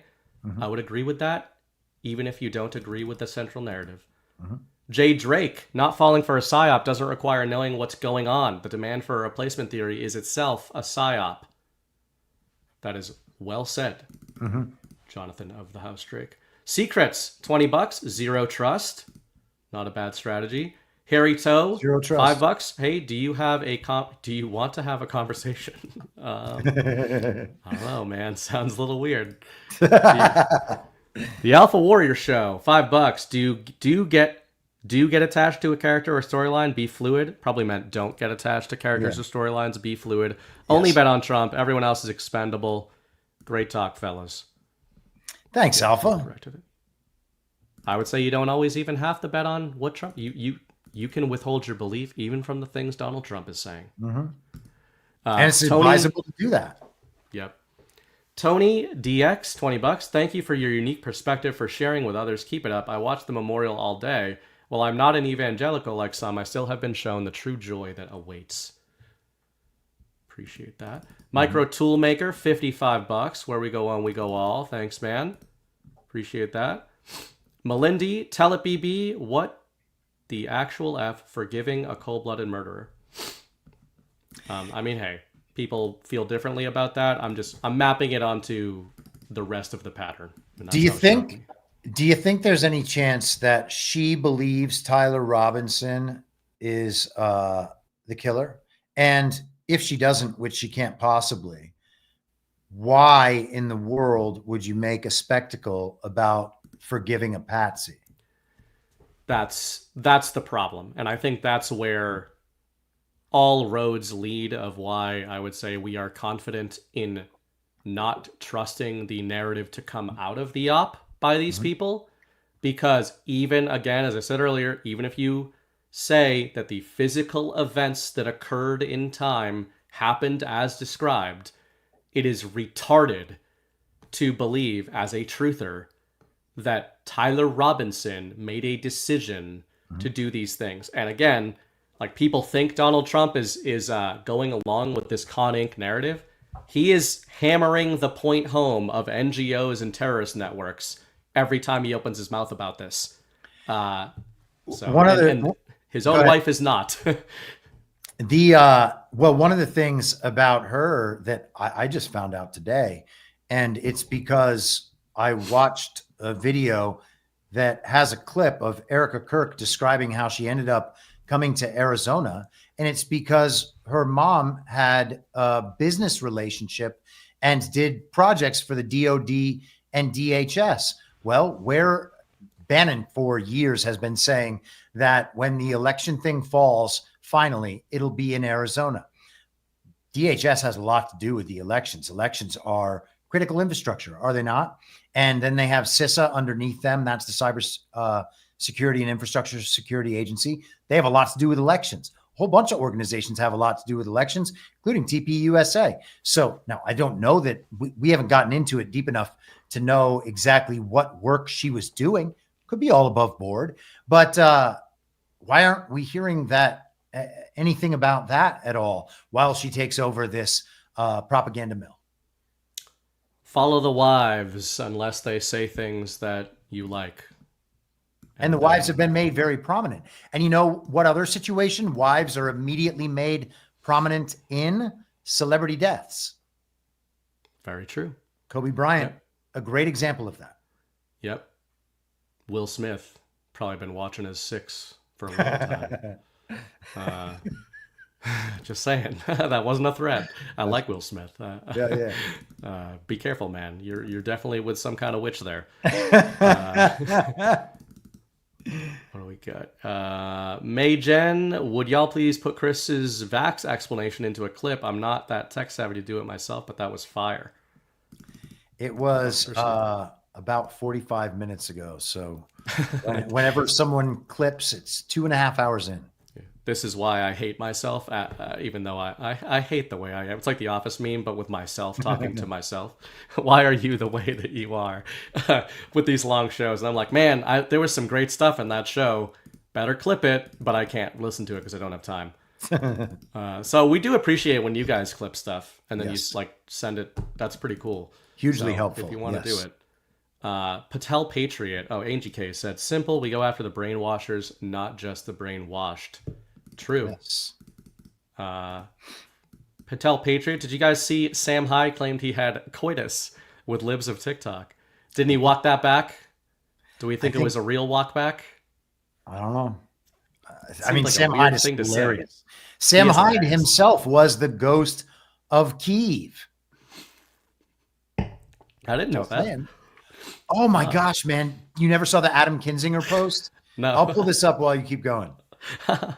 Heather Jones. Values and ethics used to be a job of the parents and extended family. We've driven apart the nuclear family and used the TV or computer to raise our children. Have different views with respect.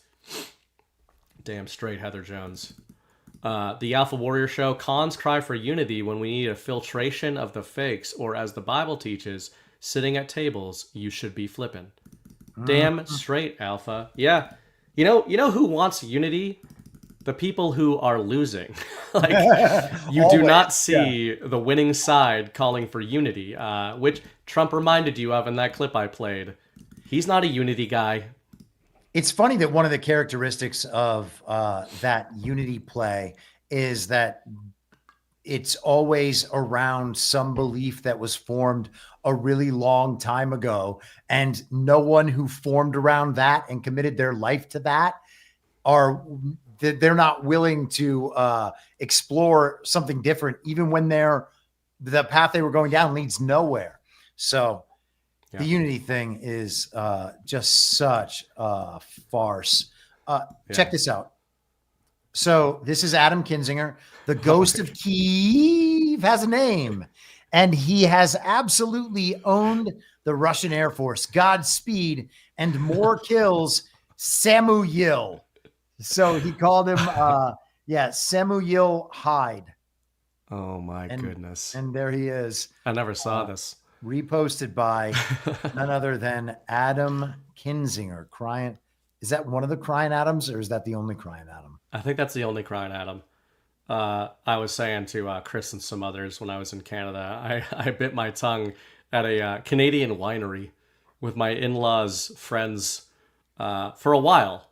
And Mrs. Bright did not reprimand me afterwards when the besmirchery was occurring, but it was very direct besmirchery about Donald Trump and the MAGA core. And then it was just like, it just all came out, started ranting about that.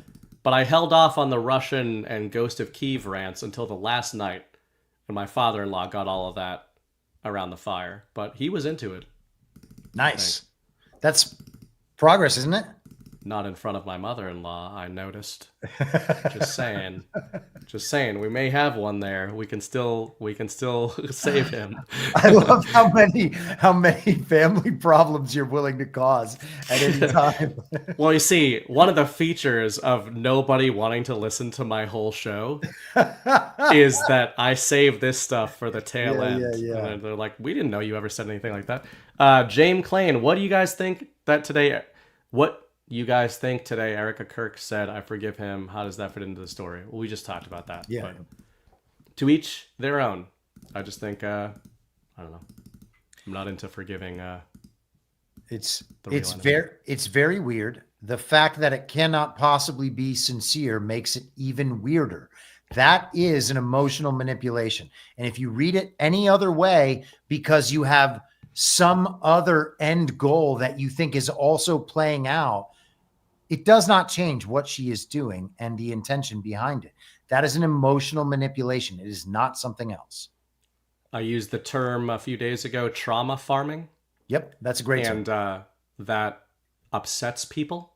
Mm-hmm. But I would say that if we know that there's engagement farming, and you talk about that a lot on social attention media, social farming. Yeah, attention farming. Well, trauma farming is a pretty damn disgusting version of that. And yes. You just kind of know it when you see it. If you're not willing to call it out, then I guess you're falling into the trauma farming. Indeed. People make a lot of money on trauma farming. Hello there, 25, $20. Really appreciate you, BB and Chris. Makes me think outside the box. Thank you. Awesome. Angie K. Christian faith tells us we can't be accepted in heaven unless we forgive our transgressors. What about our transgenders? Tech Walrus, the Ed Sullivan Show was never this good. Thanks. Wow, that's high praise. And the Meerkat, hi Chris, thanks for staying for rants. Thank you, Chris. Thanks for the rant, Meerkat. Mrs. Bright did not know meerkats were a real thing, and I was very pleased to be able to tell her all about meerkats a couple of weeks ago. Does she know about fainting goats? No, maybe I should. Well, I don't know actually. Do you know about fainting goats? I've seen them faint. Yep, they're pretty funny. Yeah. Fainting goats are hilarious. Give them a good fright. All right, man. Thanks for joining. So yeah, and appreciate you taking the time. And thank you guys for supporting the show. Otherwise, I'll let you get out of here. I will outro with the intro. Chris and I are doing the Manchurian Candidate, the original one, on Tuesday night. So do your homework and come to Story Hour, where usually we end up rabbit trailing like this, but we use a movie as the starting point. All right, man. I'll see you then. Peace. Bye.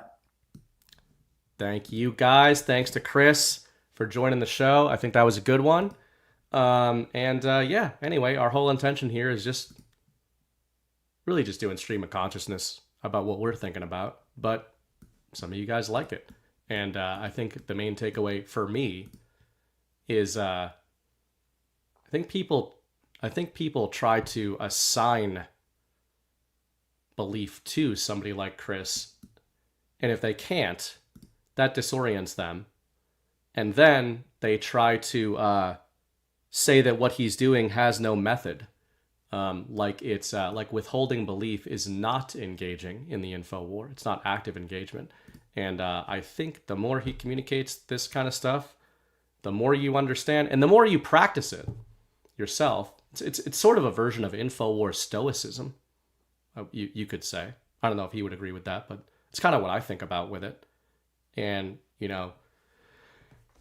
the proof is in the pudding. You might find that you're not reacting to things quite as much, and I don't think that makes you less human. I think it makes you far less likely to be manipulated.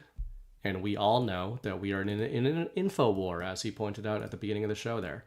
So anyway, it's food for thought. We don't know what's going on, but I think Chris and I think John certainly have been reacting. I know Zach was saying this stuff as well, saying a lot of the way people are acting, very, very prominent figures that it hurts people's feelings to talk about. The way they are trauma farming off of Charlie Kirk is gross. And I would suggest Donald Trump is not doing that. So that's just how I see it. If you're feeling really emotional on the back of this stuff, it makes sense. It's human.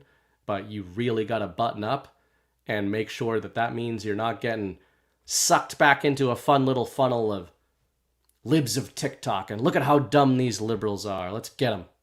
Like it's 2015, right? That's how far we've come. The normies have awoken because the memes are dank and because we have unity or something. That's not how it's going to go. But the good stuff is NGOs are on notice. Cartels are on notice. I think there's a lot of good shit going on, and we talk about a lot of that on Wednesday nights on the Power Hour. So anyway, hope you guys enjoyed the show. Thank you for supporting. And what else do I have? Do I have anything else going on?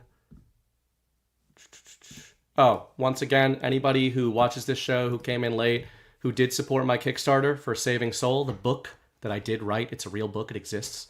It's right there behind me, actually. Right there. I sent a survey out today. You should have got it in your email. You need to send me your address so I can forward that straight to the deep state. And the second order effect of me forwarding it to the deep state is that I will send the money you gave me to the printer to actually create your book. We're going to print the books in October. It's going to take a few weeks because they're some quality leather-bound stuff. And then Mrs. Bright and I'm going to lock her in my barn. I do have a barn I could lock her in until she labels and packages each one of those books individually, and we're going to ship them out ourselves. If you don't answer the survey, I'm either not going to print your book or I'm going to print it and then have no idea where to send it. So I'm just going to keep it. So, not to end on a downer, but you better answer it. And, check your spam or something. Otherwise, as I always say, the war is a story. The story is a war. Act accordingly. I'll see you next week.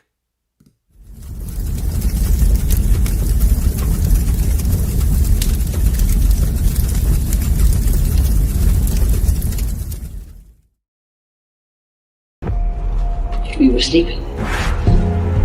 I've been sleeping. I've been turning away from a truth I wanted not to face. There is a wound that won't heal at the center of the galaxy. There is a darkness reaching like rust into everything around us. We let it grow, and now it's here. How many men have you killed, Malone? I don't know. 50? 100?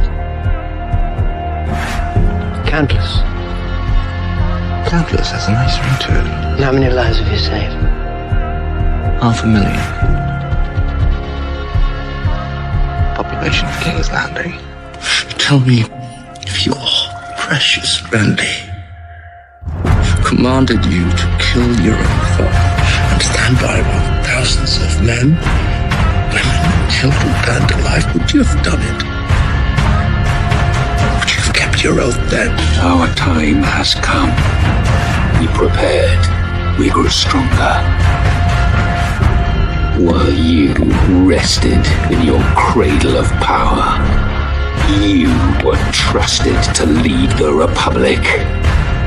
But you were deceived. You assumed no force could challenge you. And now, finally, we have returned. The visions are clear now. I see possible futures all at once. Our enemies are all around us. And in so many futures they prevail. But I do see a way. There is a narrow way through. It's not a prophecy. It's a story that you keep telling, but it's not their story, it's yours. They deserve to be led by one of their own. What your people did to this world is heartbreaking. We gave them something to hope for. That's not hope! We have survived by hiding from them, by running from them. But they are the gatekeepers. They are guarding all the doors, they are holding all the keys, which means that sooner or later, someone is going to have to fight them. I wish none of this had happened. So do all who live to see such time, but that is not for them to decide. All we have to decide is what to do with the time that is given us. Forgive me. I did not sin. I have failed you all. You fool brave me. Capture honor. I do not know what strength is like that. I swear to you, I will not let the White City fall. Our people fail. Our people. Our people. I wish you good fortune in the wars to come.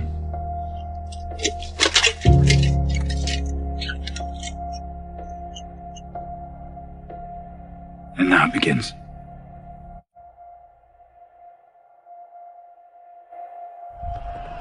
No. Now it ends.